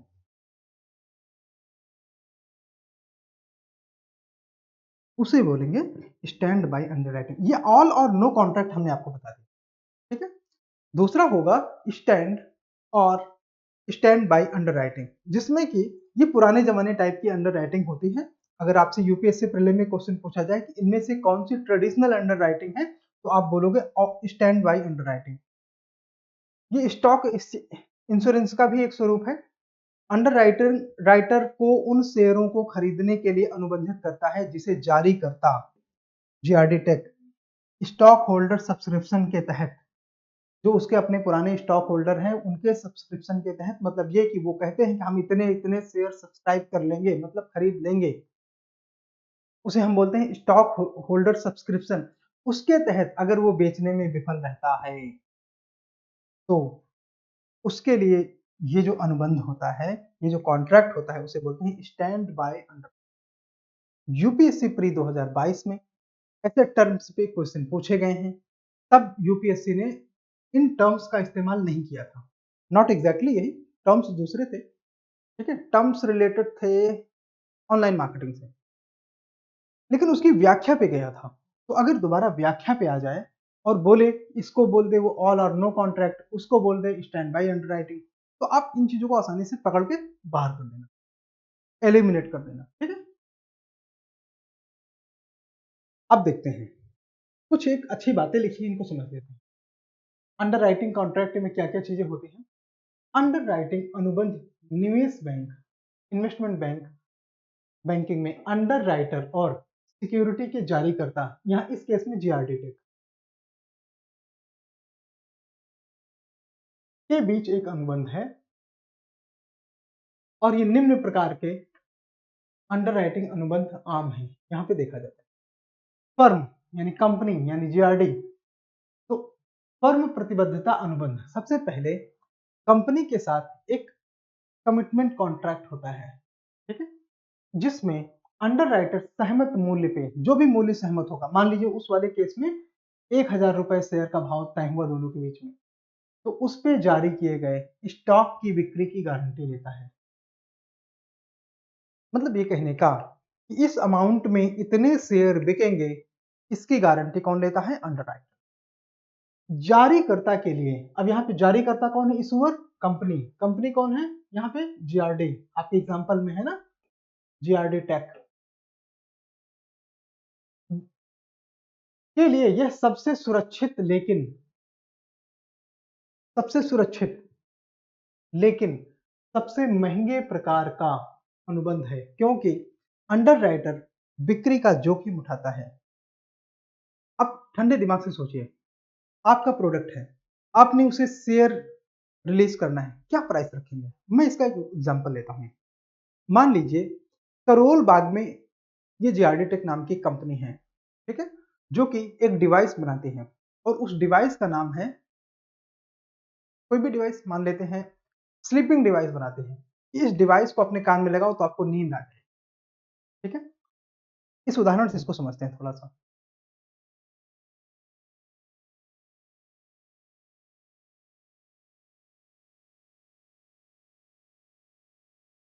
GRD take Karol Bagh में एक कंपनी है जो कि स्लीपिंग डिवाइस बनाते हैं,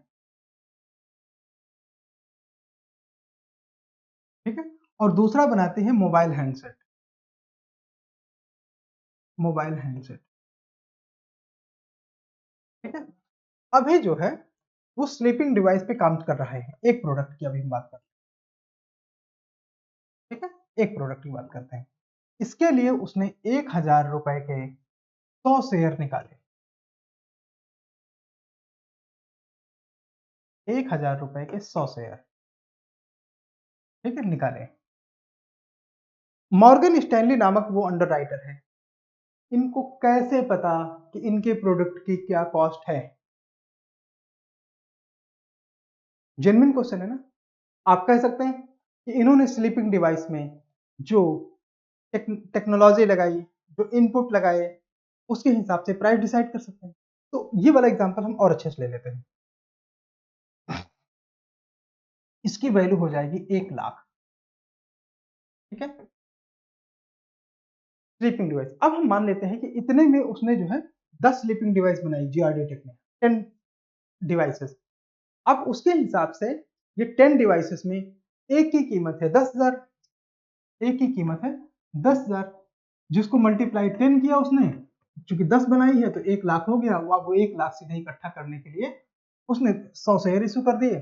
तो ये अपने आप में एकदम रूट तरीके की, सिंपल तरीके की, ट्राइबलिस्टिक अंडरस्टैंडिंग टाइप की कैलकुलेशन हो जाएगी, है ना। प्रॉफिट आप मान के चलिए 2-2 रुपए तो प्रॉफिट हो रहा है, 3-3%, 4-4% हो रहा है, उसमें हिडन है। एक बार एक पल के लिए सोच, इनको कैसे पता इनका शेयर 1,000 में ही बिकना चाहिए? एक उदाहरण ये है। अच्छा, मैंने स्लीपिंग डिवाइस लिया क्यों? क्योंकि स्लीपिंग डिवाइस जैसे कोई डिवाइस होते हैं, हमें ऐसे प्रोडक्ट की प्राइस नहीं पता चल सकती। अंडर राइटर के पास बाजार का अनुभव होता है, पूरी दुनिया में किस प्रकार से उत्पादों के प्राइस निर्धारित हुए, जिसके आधार पर शेयर की प्राइसेस निर्धारित होते हैं। अनुभव है इस बात का, जानकारी है इस बात की, किसके पास? अंडर राइटर के पास।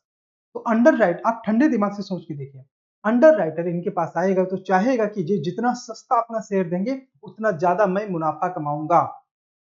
क्यों? क्योंकि मैं निवेशकों को जितना महंगा बेच सकता हूं बेचूंगा। जितना महंगा, जितना कॉस्टली वो शेयर निवेशकों को बेचेगा और जितना सस्ता खरीदेगा वही तो अंडरराइटर्स मार्जिन होगा।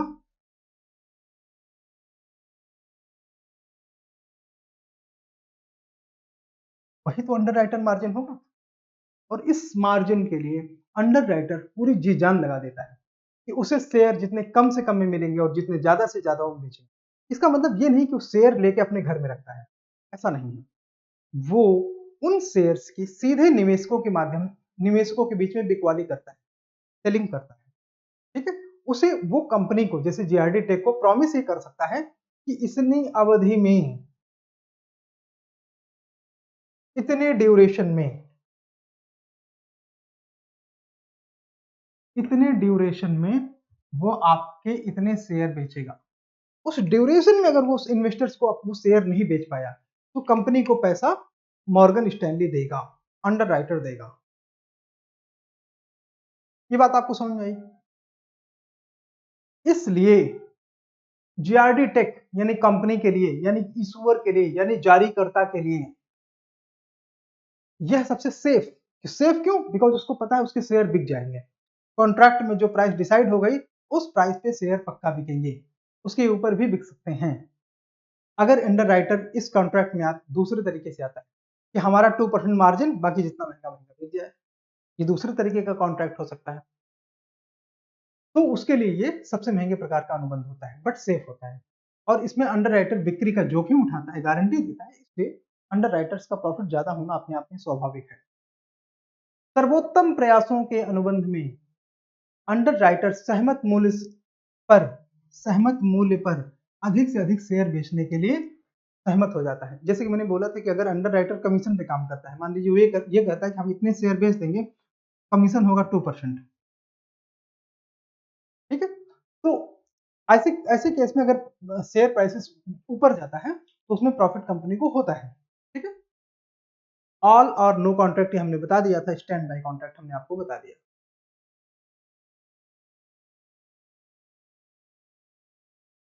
अब ये आईपीओ अंडरराइटर्स के बारे में थोड़ी सी न्यूज है जिसकी वजह से ये चीज आपके सामने है। इसमें कोई नई बात नहीं है, ज्यादातर चीजें जो मैंने बता दिया है कि इनिशियल पब्लिक ऑफरिंग में अंडरराइटर्स जो आते हैं वो कौन सी सेवाएं देते हैं, तो वो वैल्यूएशन करते हैं शेयर प्राइसेस का। इसके अलावा expert advice, underwriting agreement, road show underwriting, pricing of IPO, ये सारी सेवाएं जो मैंने आपसे अभी बताई वही सारी चीजें लिखी हैं। ऑल और नॉन अग्रीमेंट टाइप की वो सारी चीजें लिखी हैं। ठीक है, हम आ चुके हैं सेकेंडरी मार्केट में। ठीक है, आपने आई होप अंडरराइटर आपने समझ लिया। एक क्वेश्चन लिख लीजिए।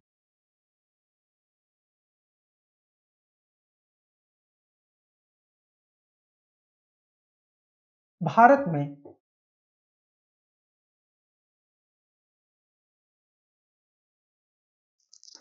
पहले लिखिए अंडरराइटर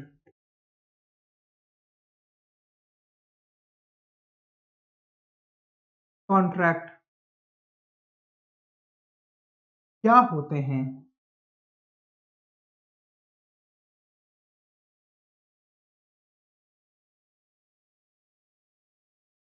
उनकी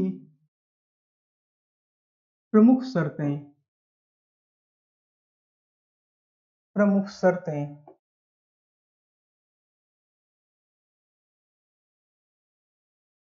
क्या होंगी, क्या होती हैं। ठीक है, वर्तमान समय में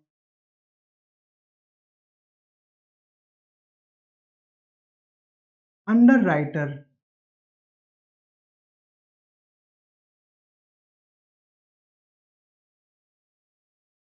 की भूमिका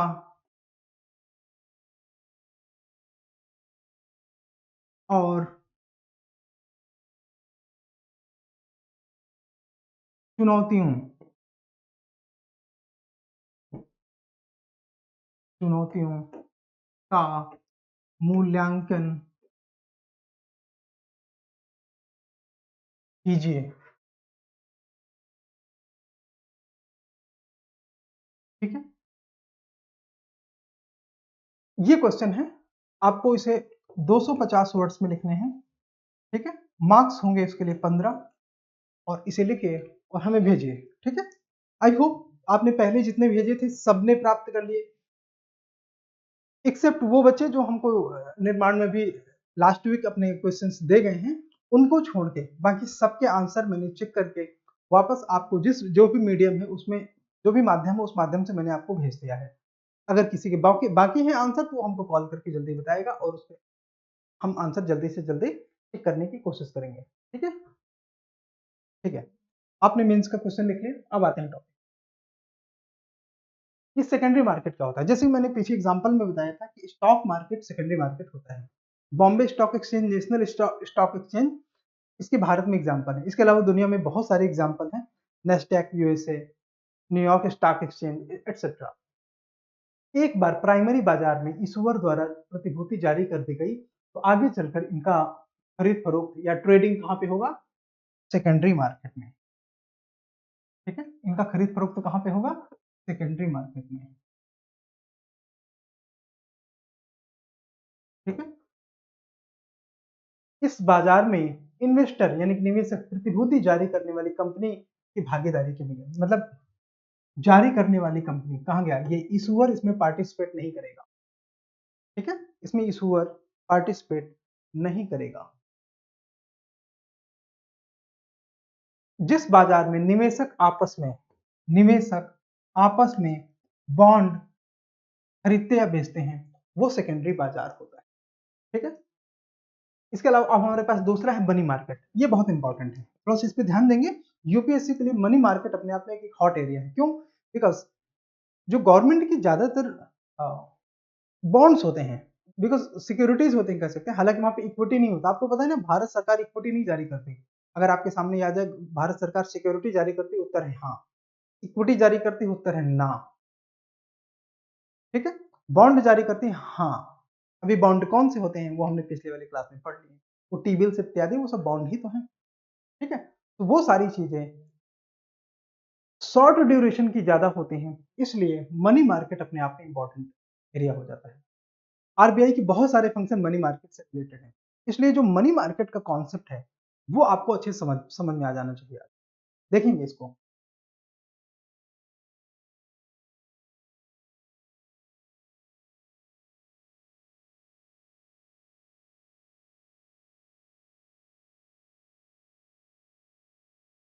फाइनेंशियल मार्केट का एक खंड है, ये हमने पीछे देखा था वित्तीय बाजारों का, जिसमें हाई लिक्विडिटी होती है। क्यों हाई लिक्विडिटी होती है? बिकॉज इसमें मैच्योरिटी पीरियड 364 दिन से का या उससे कम होता है, मतलब 1 साल से कम, इसलिए लिक्विडिटी ज्यादा होती है। मतलब ये कि इसमें बॉन्ड या इक्विटीज जल्दी जल्दी खरीदी बेची जाती हैं। इनका जो परिपक्वता अवधि है वो 1 वर्ष से कम होता है, जो ड्यूरेशन है वो कम है। इसलिए मनी मार्केट इंस्ट्रूमेंट मूल रूप से डेट, ये वही डीईबीटी वाला है, उसी को शॉर्ट में डेट लिखते हैं। इसका फुल फॉर्म होता है डिवेंचर। क्या होता है? डिवेंचर।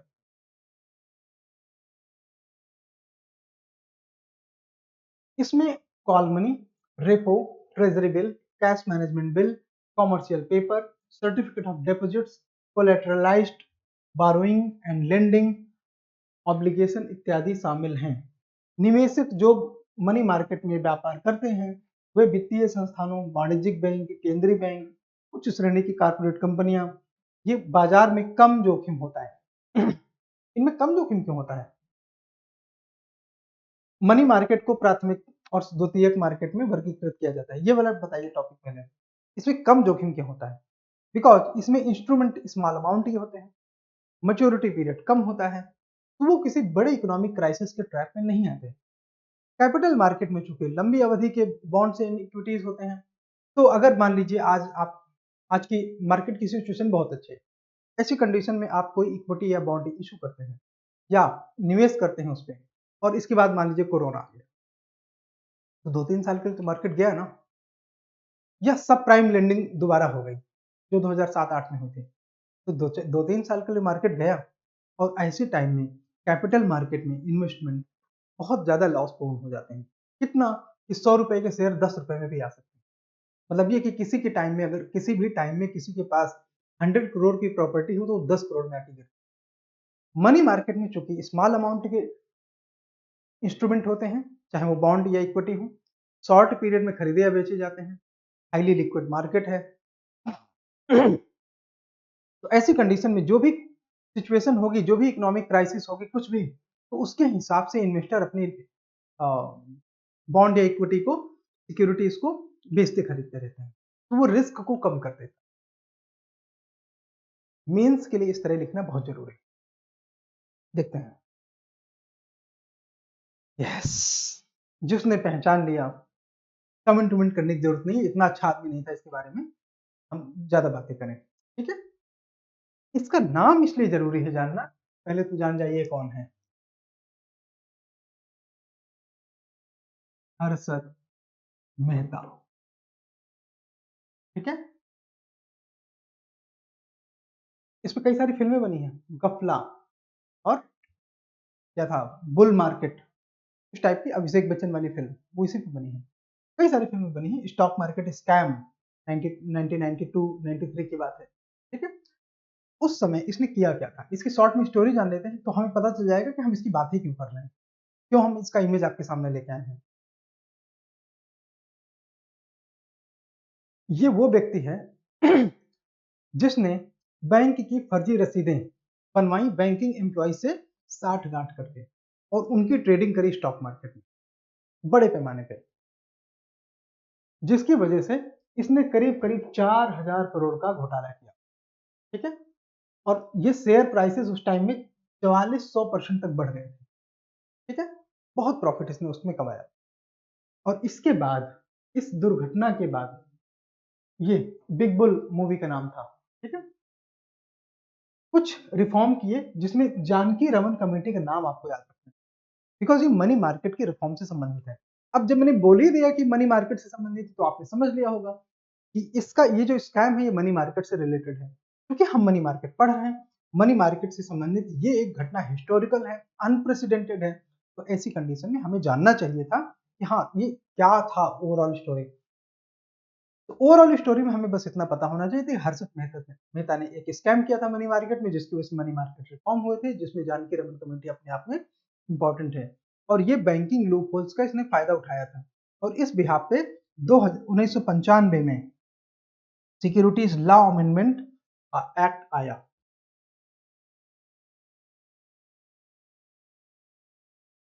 भारत में मुद्रा बाजार की क्या भूमिका है? अभी हमने जो मनी मार्केट समझा, उस मनी मार्केट यानी कि मुद्रा बाजार,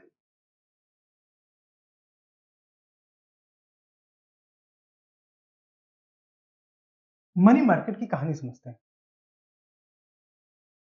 मनी मार्केट अल्पकालिक उधारकर्ताओं के लिए, अल्पकालिक बिकॉज शॉर्ट मेच्योरिटी होती है, धन की आसान पहुंच प्रदान करता है, जिससे ब्याज की उचित दरों पर, ब्याज की उचित दरों पर बाजार से उधार लेना आसान हो जाता है। बाजार से उधार लेना आसान। ठीक है, मुद्रा बाजार के उपकरण अत्यधिक तरल होते हैं, ये हमने पीछे देख लिया। वे अधिकारियों द्वारा तरलता के बेहतर प्रबंधन की सुविधा प्रदान करते हैं, जिससे बेहतर उधार लेना और उधार देने में मदद मिलती है। आप कोई भी इंस्ट्रूमेंट मनी मार्केट में बेचेंगे, जल्दी बिक जाता है, जल्दी खरीद लिया जाता है। पैसे का निवेश करना है, आसानी से निवेश हो जाता है। पैसा इकट्ठा करना है, आप निवेशकों को आसानी से अट्रैक्ट कर सकते हैं। शॉर्ट मैच्योरिटी है, इसलिए आपको निवेशक आसानी से मिल जाएंगे, है ना। तो पैसा ही तो एक अपने आप में बड़ा गेम है, कोई भी बिजनेस शुरू करना है, पैसा ही तो मेन चीज है। अगर आपके पास पैसा नहीं है और मनी मार्केट में आपको आसानी से पैसा मिल जाए, तो डू यू थिंक ये मार्केट अच्छा है? पोर्टफोलियो प्रबंधन होता है। पोर्टफोलियो मैनेजमेंट कैसे होता है? बेस्ड ऑन जोखिम एंड रिटर्न्स। कैसे? मान लीजिए ये चार कंपनियां हैं, company one, company one, company two, company three, company four. इनके जो है शेयर्स का आपने एक बास्केट बना लिया, कुछ भी आप इसको नाम रख दीजिए। बेसिकली ये पोर्टफोलियो हो गया। इसको पोर्टफोलियो नहीं समझ आता कैसे बनता है, वो देख ले। इनके share one, share two, share three, share four, ऐसे शेयर हो सकते हैं। अब इंडिविजुअल शेयर कितना ऊपर जा रहा है, कितना नीचे जा रहा है, उसमें प्राइस कितना प्रभावित होता है, उससे मतलब नहीं। यहाँ पे अब पूरी पोर्टफोलियो, इस मान लीजिए इस पोर्टफोलियो का नाम है पोर्टफोलियो 1 या P1, ठीक है। ऐसी कंडीशन में अभी बास्केट ऊपर जा रही है कि नीचे जा रही है, ये मैटर करेगा।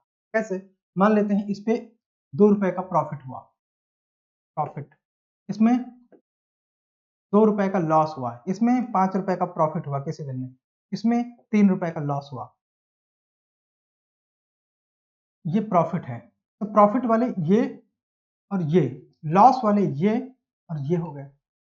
तो मान लीजिए किसी पर्सन ने S4 में इन्वेस्ट किया होता 100 रुपए, तो दिन भर में उसके 100 रुपए घट के कितने हो जाते? 3 रुपए के लॉस की वजह से 97 रुपए का। अगर किसी ने S2 में 100 रुपए इन्वेस्ट किए होते तो वो 100 रुपए की जगह 98 रुपए बचता दिन भर में, बिकॉज उसमें भी 2 रुपए का लॉस है। लेकिन अगर आपने पोर्टफोलियो में इन्वेस्ट किया, ये P1 एक पोर्टफोलियो है, इस पोर्टफोलियो में इन्वेस्ट किया, तो पोर्टफोलियो का नेट इफेक्ट कितना आया? 2 रुपए का लॉस, प्रॉफिट 2 रुपए का लॉस शून्य, 5 रुपए का प्रॉफिट 3 रुपए का लॉस, मतलब ये इसका नेट इफेक्ट है +2। मतलब ये कि अगर आपने पोर्टफोलियो में इन्वेस्ट किया तो आपके रिस्क कम हो और आपके प्रॉफिट 2 रुपए बढ़ गए।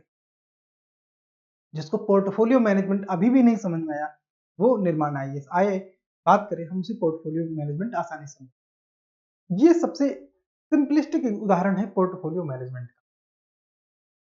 आप में से कई लोग कमेंट करके बोल सकते हैं कि आप ये भी तो कह सकते थे कि किसी ने इस शेयर में इन्वेस्ट किया जिसमें कि 5 रुपए का प्रॉफिट था।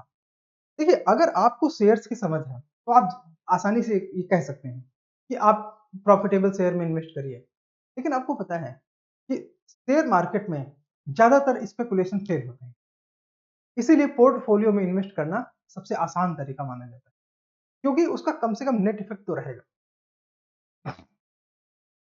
इसमें वो कंपनियां खास तौर से प्रॉफिट कमाती हैं जिनके प्रोडक्ट ज्यादा रिलायबल है, ठीक है, रिस्की नहीं है। रिस्की प्रोडक्ट कम टाइम में ज्यादा कमाते हैं और कम टाइम में ज्यादा लॉस बियर करते हैं। सस्टेनेबल प्रोडक्ट में लॉस और प्रॉफिट दोनों स्लो होते हैं, ठीक है। तो पोर्टफोलियो मैनेजमेंट में यूपीएससी में इससे ज्यादा जानने की जरूरत नहीं है, ठीक है। और अगर किसी को इससे ज्यादा जानना है तो यूपीएससी के डोमेन से बाहर की जानकारी है वो हम दे सकते हैं, but not with this plan.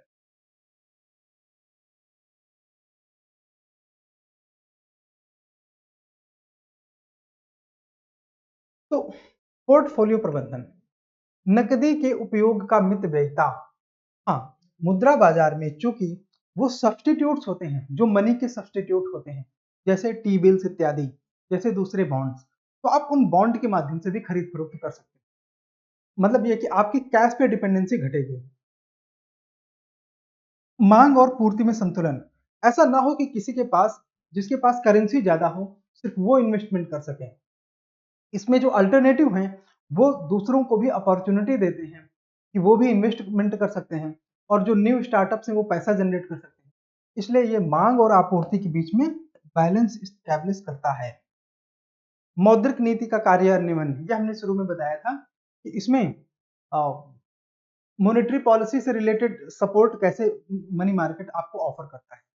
जैसे कि मान लीजिए कि एसएलआर के जो इंस्ट्रूमेंट है, अगर इक्विटीज हैं, गवर्नमेंट बिल्स हैं, उन सारी चीजों को, गवर्नमेंट सिक्योरिटीज हैं, उन सारी चीजों को अगर हम मनी मार्केट में ट्रेड करके प्रॉफिट कमा लेते हैं, तो ऐसी कंडीशन पे आरबीआई के पास अल्टरनेटिव होता है मनी सप्लाई को तेज या धीमी करने की।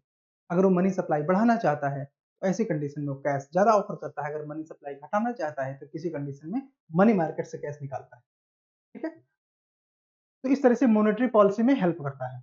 सरकार की वित्तीय आवश्यकताओं को पूरा करने के लिए मुद्रा बाजार में ट्रेजरी बिल का एक ऑप्शन अवेलेबल है कि सरकार ट्रेजरी बिल इशू करे और पैसा इकट्ठा, ठीक है। तो वो ट्रेजरी बिल कहाँ इशू होगा?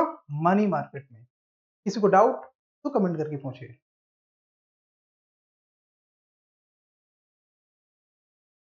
मुद्रा बाजार, भारत में मुद्रा बाजार की समस्या।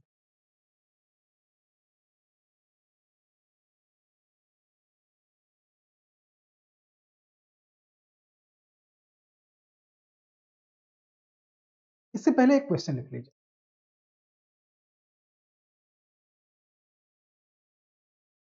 ये आज का मेंस का दूसरा क्वेश्चन होगा, ठीक है। CSM2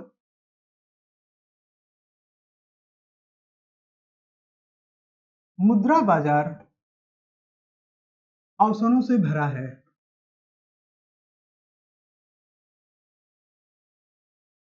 अवसरों से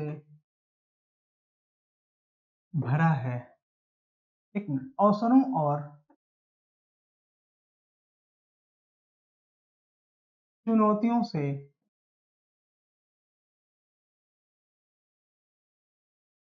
भरा है।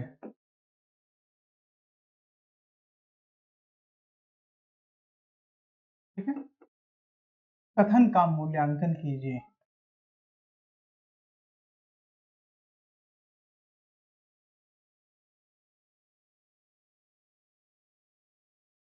ठीक है, ज्यादा बड़ा क्वेश्चन नहीं होगा, 150 वर्ड 10 मार्कर है। ठीक है, ये लिख के भेजिए दूसरा क्वेश्चन। ठीक है, जो लोग इंग्लिश में हैं उनके लिए ये कि money market is full of opportunity and challenges, evaluate, simple. ठीक है, नाउ अब देखते हैं कि भारत में मुद्रा बाजार की क्या समस्या है। हाँ, धन की कमी, बिल्कुल। अगर मनी कम है तो धीरे धीरे मनी मार्केट में जो लिक्विडिटी है वो घट सकती है। ठीक है, मनी की सप्लाई अगर ज्यादा है तो उसके लिए आसान होता है। असंगठित मुद्रा बाजार का अस्तित्व। अब यह संगठित मुद्रा बाजार कैसे होते हैं? जैसे गुजरात, बनिया सभा, मारवाड़ी संगठन ऑफ अहमदाबाद। अब है क्या, ये बेसिकली ऑर्गेनाइज मनी मार्केट नहीं है, अनऑर्गेनाइज्ड है। मतलब ये आपको पैसा चाहिए, आप उनके पास जाइए और उनके जो नकली, या नकली नहीं कह सकते, बट वो लीगल नहीं है, लीगल नहीं है, वो जो डॉक्यूमेंट है उनमें पैसा इन्वेस्ट कर रही है और वो भरोसे पे चल रहे हैं। आपने कई सारे मिथुन और जीवन की फिल्मों में देखा होगा कि जीवन वो इशूज करता है जिसमें वो आपको पैसा देता है, उसमें कटिंग लगाता है। वो कटिंग क्या होते हैं, वो ज्यादा परसेंटेज होते हैं। जैसे बैंक में आपको अगर 8% में लोन मिल रहा है तो वो 22%, 25% के उस इंटरेस्ट पे वो आपको लोन देते हैं। तो ऐसे बहुत सारे अल्टरनेटिव मार्केट हैं इंडिया में भी, दुनिया में भी, जो परहैप्स ऑर्गेनाइज्ड और लीगल तो नहीं है, लेकिन वो मनी के अल्टरनेटिव के तौर पे मार्केट में प्रेजेंस रखते हैं। ठीक है, तो व्यवस्थित बैंकिंग का अभाव। अब समझिए बात, जैसे मान लीजिए गांव में बैंक ही नहीं है, तो बैंक के माध्यम से ही तो मनी मार्केट में कोई इन्वेस्टमेंट हो सकता है। बिना बैंकिंग के कैसे मनी मार्केट में आप पार्टिसिपेट करेंगे? तो बैंकिंग का अभाव एक अपने आप में चुनौती है। ब्याज दरों में एक रुकता नहीं है। पता लगा कि गवर्नमेंट कोई बॉन्ड में कुछ अलग इंटरेस्ट दे रही है, आरबीआई का रेपो कुछ अलग मनी की परफॉर्मेंस इंश्योर कर रहा है, किसी बैंक में कुछ अलग इंटरेस्ट रेट चल रहा है, किसी में और। अलग अलग बैंक अलग अलग प्रोडक्ट लेके आते हैं। पता लगा होम लोन में और तरीके का इंटरेस्ट ले रहे हैं, एजुकेशन लोन में दूसरे तरीके का। तो जितनी ज्यादा डाइवर्सिटी है वो मनी मार्केट को उतना ज्यादा चैलेंजिंग बनाता है। अब मान लीजिए कि कोई स्कीम के माध्यम से गवर्नमेंट बहुत कम पैसे में बहुत ज्यादा इंटरेस्ट दे रही हो, लंबे समय, बहुत शॉर्ट पीरियड में, तो अब ऐसे कंडीशन में मनी मार्केट में कौन इन्वेस्ट करेगा, है ना? तो मनी मार्केट के लिए ये अपने आप में चुनौतियां हैं। मौसमी उतार चढ़ाव, भारत में देखा भी गया है कि मौसम का कुछ रिलेशन है।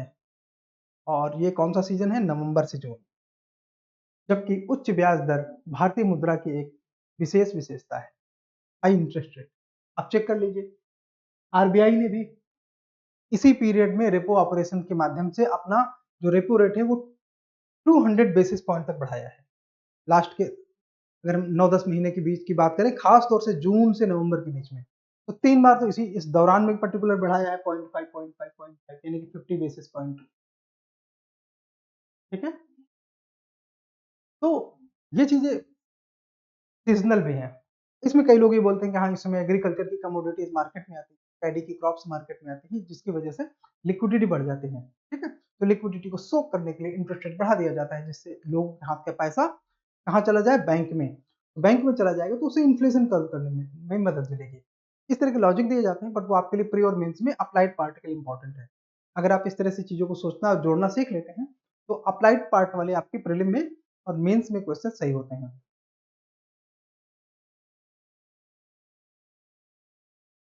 भारत में पेश किए गए नए मुद्रा बाजार में सुधार क्या है? Reform.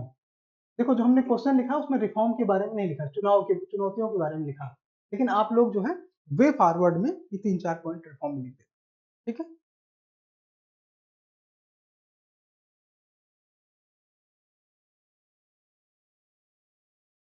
New money market instruments का परिचय। भारत में कुछ नए नए इंस्ट्रूमेंट्स आए हैं मनी मार्केट में, जैसे टी बिल्स में 182 दिन का टी बिल्स आया है, 364 दिन का ट्रेजरी बिल आया है, कॉमर्शियल पेपर आया है, सर्टिफिकेट ऑफ डिपॉजिट आया है ना। ये एक मिनट लिख लीजिए।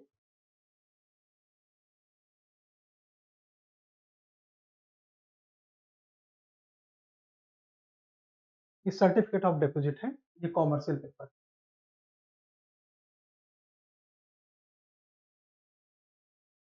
ठीक है, ये अल्टरनेटिव है।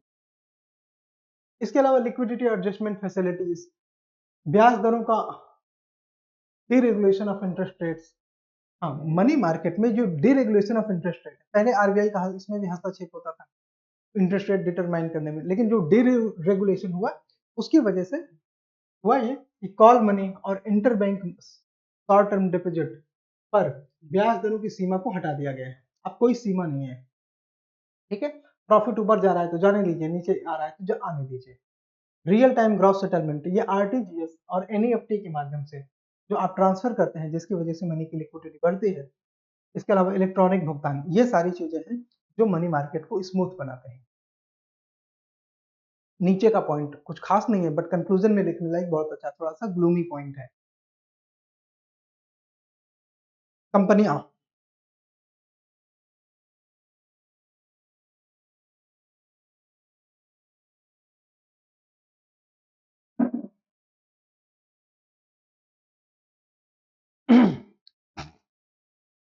हमारा अगला टॉपिक है कंपनी। अब ये बेसिकली कंपनी कोई भी कंपनी हो सकती है, उसी टाइप की कंपनी है। लेकिन अगर ये कहा जाए कि कोई कंपनी गवर्नमेंट कंपनी है या नॉन गवर्नमेंट कंपनी है, मतलब ये कि अगर गवर्नमेंट का 51% या उससे ऊपर का शेयर है तो गवर्नमेंट कंपनी हो गई, अगर उस गवर्नमेंट का पार्टिसिपेशन उससे कम है तो नॉन गवर्नमेंट कंपनी हो गई। मतलब ये अगर गवर्नमेंट का पार्टिसिपेशन जीरो है, मैंने कोई कंपनी शुरू करी तो नॉन गवर्नमेंट कंपनी, ऐसा हो सकता है, ठीक है। इसके बाद गवर्नमेंट कंपनी में प्राइवेट कंपनी और पब्लिक कंपनी दोनों हो सकता है।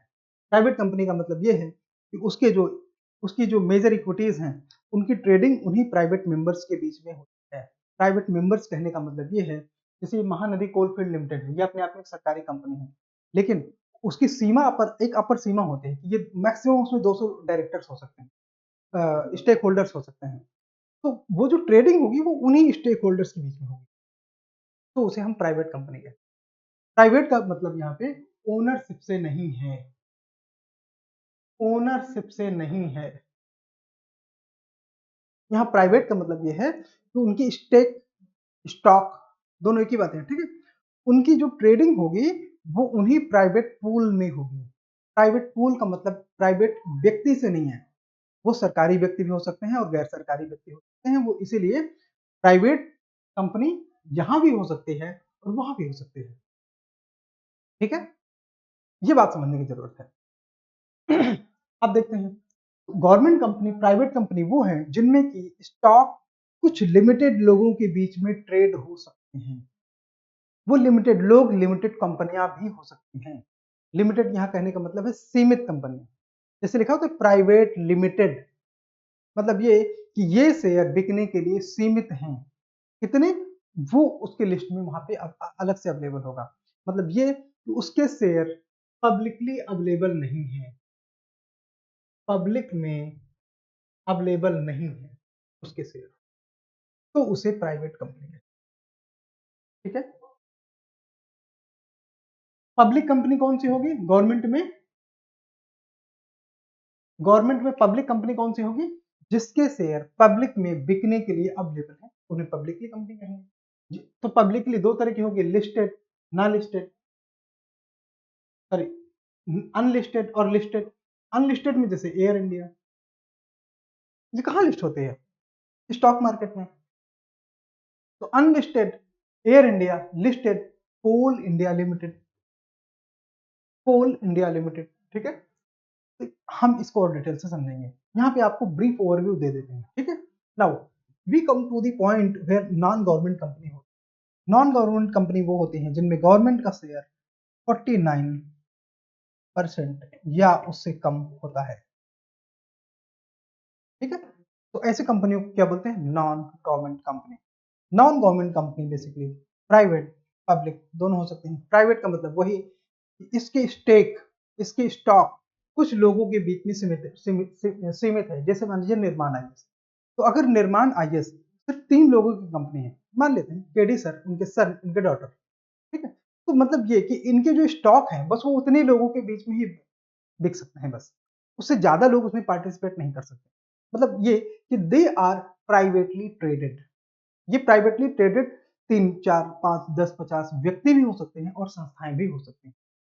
मतलब ये कि एक आउटसाइडर के तौर पे मैं या आप या कोई भी निर्माण आईएएस के शेयर जाके खरीद नहीं सकता, हिस्सेदारी नहीं खरीद सकता, ठीक है। दूसरा उदाहरण पब्लिक कंपनी, मान लीजिए एक कंपनी है जैसे पार्ले जी, ठीक है। अब अगर पार्ले कंपनी के शेयर हम सभी के लिए अवेलेबल हैं, पब्लिकली अवेलेबल है बिकने के लिए, तो उसे हम पब्लिक कंपनी कहेंगे। मैंने पहले बताया कि यहाँ पे पब्लिक वर्ड या प्राइवेट वर्ड ओनरशिप से संबंधित नहीं है। यूपीएससी ने 2 बार इसे फंसाया है कि प्राइवेट लिमिटेड में प्राइवेट ओनरशिप को शो करता है, उत्तर है नहीं, ठीक है, वो कथन गलत हो जाएगा। तो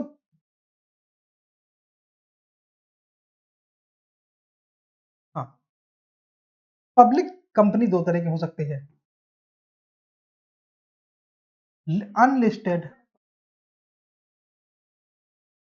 एंड लिस्टेड। लिस्टेड में उदाहरण है रिलायंस इंडिया लिमिटेड का, ठीक है। अनलिस्टेड वो जो स्टॉक मार्केट में लिस्टेड नहीं होते, ठीक है, बट वो पब्लिक कंपनी होते हैं। तो इस तरह से इसका क्लासिफिकेशन है, हम थोड़ा इसको डिटेल में देखेंगे। तो आइए शुरू करते हैं स्टोरी अभी अभी। हम्म सरकारी कंपनी का मतलब ये है जिसमें सरकार का हिस्सा 51% से अधिक हो, ये हमने पढ़ लिया। गैर सरकारी कंपनी का मतलब ये है जिसमें सरकार का हिस्सा 49% से कम हो। निजी कंपनी या करीबी कंपनी, ये निजी मतलब प्राइवेट है, ठीक है, या करीबी, इसको क्लोज कॉर्पोरेशन भी कहते हैं। ऐसी कंपनी जहां सदस्यों की संख्या 200 तक सीमित होती है, ठीक है। शेयर बाजार का हस्तांतरण पर प्रतिबंध होता है, शेयर आम जनता के लिए उपलब्ध नहीं होते। अभी मैंने प्राइवेट कंपनी का उदाहरण बताया ना, जैसे महानदी कोलफील्ड लिमिटेड, निर्माण आईएएस, बल्कि निजी तौर पर स्वामित्व होता है। निजी तौर का मतलब यहाँ पे क्या है, निजी तौर का मतलब इन 200 लोगों पे, clear.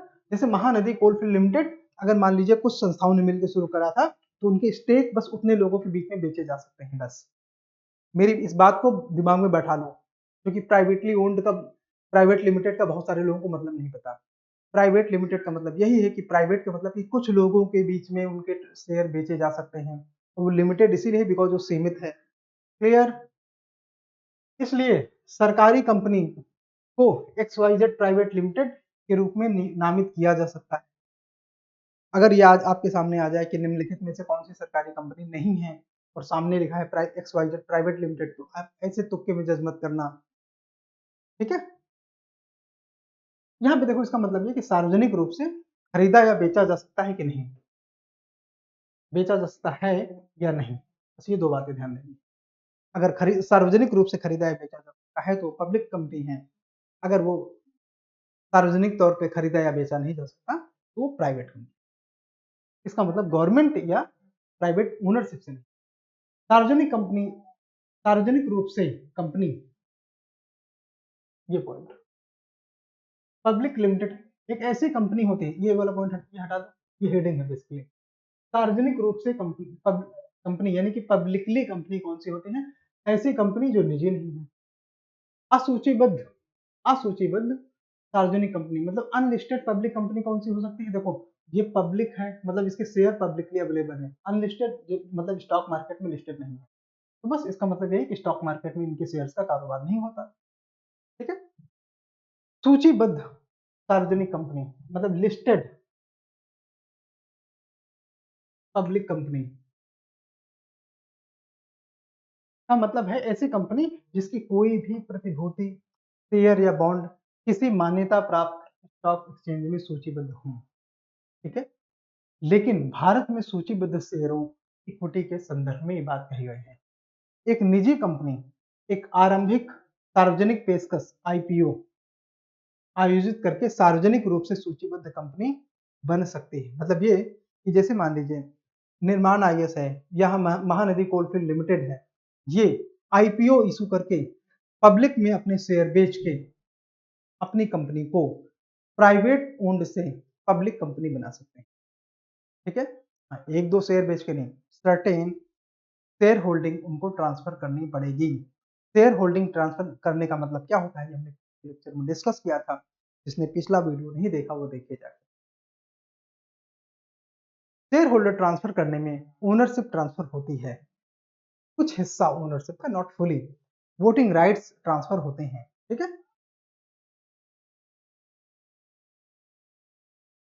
Accounts and deposit.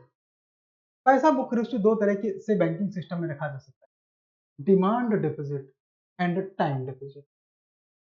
Demand deposit का मतलब यह है कि आप जब चाहो पैसा निकाल लो, जब चाहो पैसा जमा करो। ये दो तरह के हो सकते हैं। एक कि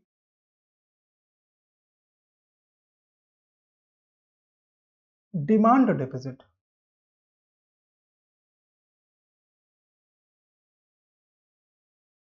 डिमांड डिपॉजिट दो तरह के होते हैं। पहला, दूसरा दूसरा है सेविंग अकाउंट। सेविंग अकाउंट, पहला है करंट अकाउंट। ठीक है, अभी करंट अकाउंट के फीचर क्या है ये हम यहां से देखें। पहली बात तो ये, करंट अकाउंट का मतलब ये है कि आप चाहे जब जिस अमाउंट का पैसा जमा करो और निकालो। ठीक है, बैंक आपको उसी समय पैसा देने के लिए बाध्य है। मतलब ये कि कोई सीमा नहीं है, कोई सीमा नहीं है अमाउंट में या टाइम में, कि कितना अमाउंट हो या आपने कब, है ना, समय की भी कोई सीमा नहीं है। ठीक है, तो ये बेसिकली हो गया करंट अकाउंट। और सेविंग अकाउंट में, हाँ, इसमें भी आप कभी भी पैसा जमा कर सकते हैं। ठीक है, कभी भी, और कभी भी निकाल सकते हैं, लेकिन कितने बार ट्रांजैक्शन करें वो सीमित होता है। ठीक है, कितनी बार मान लीजिए आप रोज इतने बार जाएंगे तो ऐसा नहीं, फिर बैंक आपको बता देगी कि आप एक दिन में मैक्सिमम इतने ट्रांजैक्शन कर सकते हैं या एक महीने में इतने ट्रांजैक्शन कर सकते हैं। कितने अमाउंट का ट्रांजैक्शन करते हैं वो भी सीमित है। फिर ऊपर कितने अमाउंट वो सीमित होता है। हाँ, लेकिन कभी भी आप पैसा जमा कर सकते हैं और निकाल सकते हैं, उसमें सीमा होती है, और करंट अकाउंट में सीमा नहीं होती। तो इसमें आपको ब्याज भी नहीं मिलता, आप चाहे जब निकालो चाहे जब जमा करो। ठीक है, ब्याज नहीं मिलता, बल्कि थोड़े से पैसे और भरने पड़ते हैं, कुछ फी लागू होती है। ठीक है, इसमें आपको ब्याज मिलता है। ठीक है, फी वगैरह कुछ भी नहीं होता इसमें। ठीक है, अभी समझ में आ गया current and saving saving account. अब पीछे आते हैं, तो वो होता है डिमांड डिपॉजिट। अच्छा, एक चीज और बच्चा देखिए, तो टाइम डिपॉजिट क्या है। डिमांड डिपॉजिट समझ में आ गया, आप देखते हैं टाइम डिपॉजिट मतलब सावधि जमा। सावधि का मतलब सहित अवधि का अवधि है, सावधि जमा। ठीक, इसमें दो तरह के होते हैं, एक होता है टाइम डिपॉजिट, एक होता है फिक्स्ड अकाउंट। फिक्स्ड अकाउंट, ठीक है, ये टर्म डिपॉजिट होता है basically. Term deposit, term deposit किसके लिए हो, तो मान लीजिए किसी की सैलरी कम है, वो अपना उसी में महीने का खर्च निकालना चाहता है, बाद में उसके पास थोड़ा सा पैसा बचता है, वो थोड़ा थोड़ा करके हर महीने अपना इसमें कटवाता रहता है। ठीक है, इसका एक उदाहरण ले लेते हैं। मान लीजिए आपका फैमिली का खर्च है 8,000, आपकी वेतन है 10,000, तो आप सोचते हैं कि दो दो हजार आप हर महीने बचाते चले, है ना।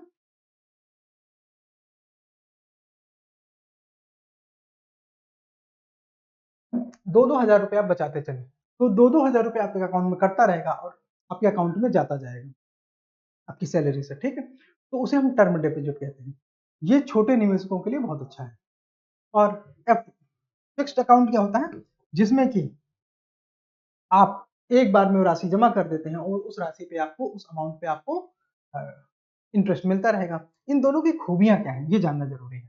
ठीक है, तो खूबियां ये है कि इसमें जो है इंटरेस्ट सेविंग अकाउंट से ज्यादा होता है।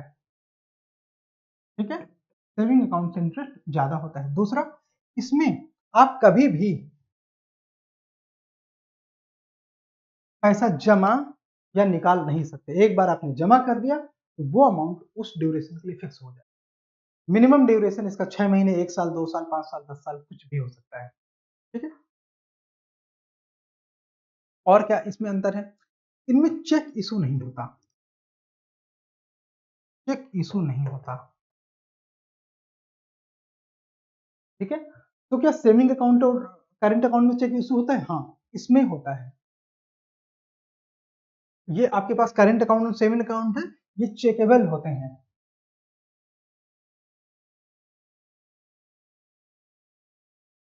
ये चेकेबल होते हैं, मतलब इनमें चेक इशू हो सकता है। That's it. तो दिस वाज द पॉइंट। आते हैं इनको समझते हैं। आपने इसमें से ज्यादातर पॉइंट देख लिए हैं डिमांड डिपॉजिट पे। इनको बिना किसी पूर्व सूचना के, बिना किसी पूर्व सूचना के कभी भी मांग पर निकाला जा सकता है। ठीक है। खातादार, इनमें मैच्योरिटी की कोई निश्चित अवधि नहीं होती, मैच्योरिटी का ऐसा कोई मेजर कॉन्सेप्ट नहीं होता। ठीक है।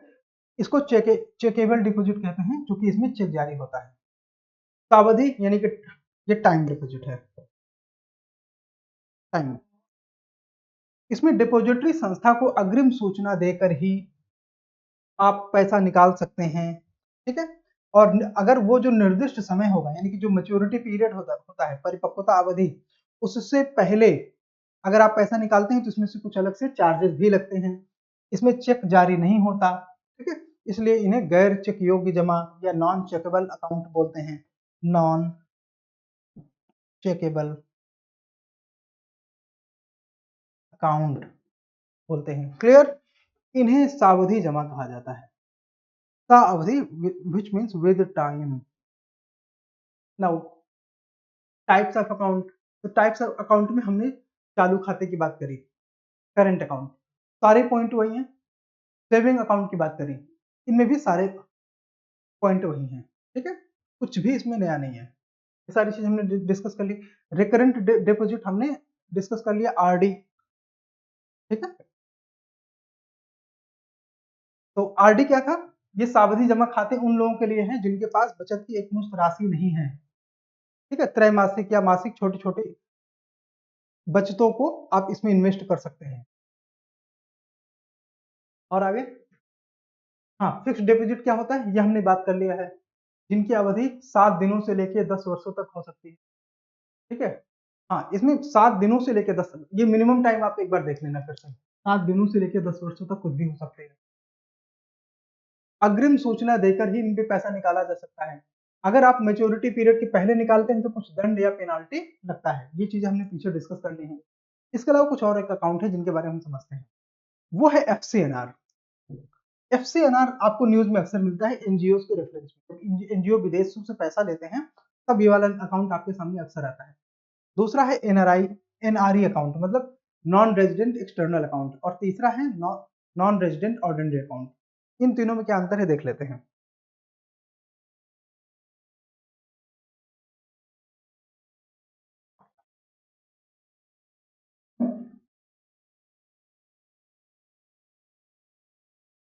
हाँ, ये एफसीएनआर क्या है, यानी कि विदेशी मुद्रा अनिवासी खाता, foreign currency non resident account. Non resident मतलब विदेशी। यह खाता मुक्त रूप से परिवर्तनीय विदेशी मुद्रा में रखा जाता है। परिवर्तनीय विदेशी मुद्रा कौन सी? जैसे डॉलर, युआन, येन, यूरो, मतलब जिनको आसानी से दूसरी करेंसी में ट्रांजैक्ट किया जा सके। ठीक है। ये केवल सावधि जमा के रूप में ब्याज और मूलधन दोनों इनकी टैक्सेबल नहीं है, गैर कर योग्य है। ठीक है। स्वतंत्र रूप से प्रत्यावर्तनीय है, मतलब ये कि अपने आप गृह देश में ये अकाउंट ट्रांसफर कर सकते हैं। ठीक है। और सावधि केवल, मतलब इसमें ये केवल टर्म अकाउंट है। अनिवासी खाता क्या है?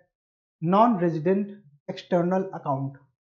यह खाता रुपए में चालू मतलब करंट, बचत मतलब सेविंग, आवर्ती या सावधि जमा के रूप में रखा जा सकता है। ब्याज और मूलधन दोनों में टैक्स नहीं लगता और स्वतंत्र रूप से प्रत्यावर्तनीय है। प्रत्यावर्तन का मतलब अपने होम कंट्री में आप उसे कभी भी ले जा सकते हैं।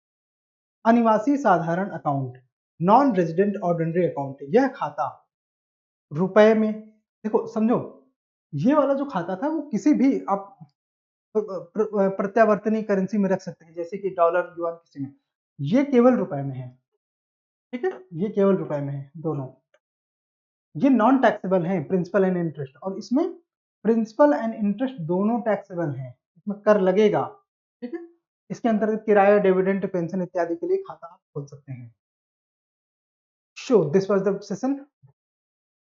नेक्स्ट क्लास में हम क्या आगे क्या पढ़ने वाले हैं, बहुत ही इंपॉर्टेंट टॉपिक आगे आएगा, और वो है creation of currency, creation of money, ठीक है। अगला लेक्चर कौन सा होगा? यूनिट 2 का lecture number 4 and lecture number 5 आने वाले टाइम में ये वाले लेक्चर होने वाले हैं, ये नेक्स्ट वीक होंगे 4, 5, 6। एंड क्रिएशन ऑफ मनी मतलब मनी की उत्पत्ति, money multiplier, money multiplier, money supply,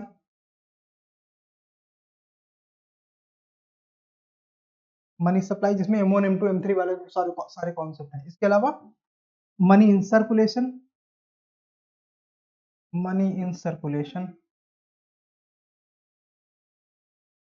and RBI, RBI उसके फंक्शन इत्यादि, उनके काम, आरबीआई एक्ट इत्यादि कुछ हम यहाँ पढ़ेंगे। तो साथियों मुझे लग रहा है कि आपकी तैयारी अच्छी चल रही होगी। आप लोगों ने प्री वाले क्वेश्चंस को अटेम्प्ट किया, कुछ लोगों ने अच्छे स्कोर करे। जो लोग अभी भी प्री के क्वेश्चन को नहीं अटेम्प्ट करते वो हमारे चैनल से जुड़े, और चैनल में हम डेली इस समय क्वेश्चन शेयर कर रहे हैं। कम से कम 10 क्वेश्चन डेली आ रहे हैं, जिसमें इकोनॉमी के मेन क्वेश्चन आते हैं, दूसरे साइंस टेक, एनवायरनमेंट इत्यादि के भी क्वेश्चन चल रहे हैं। आप लोग उनको अटेम्प्ट करिए, अपना स्कोर मुझे शेयर करिए टेलीग्राम अकाउंट पे।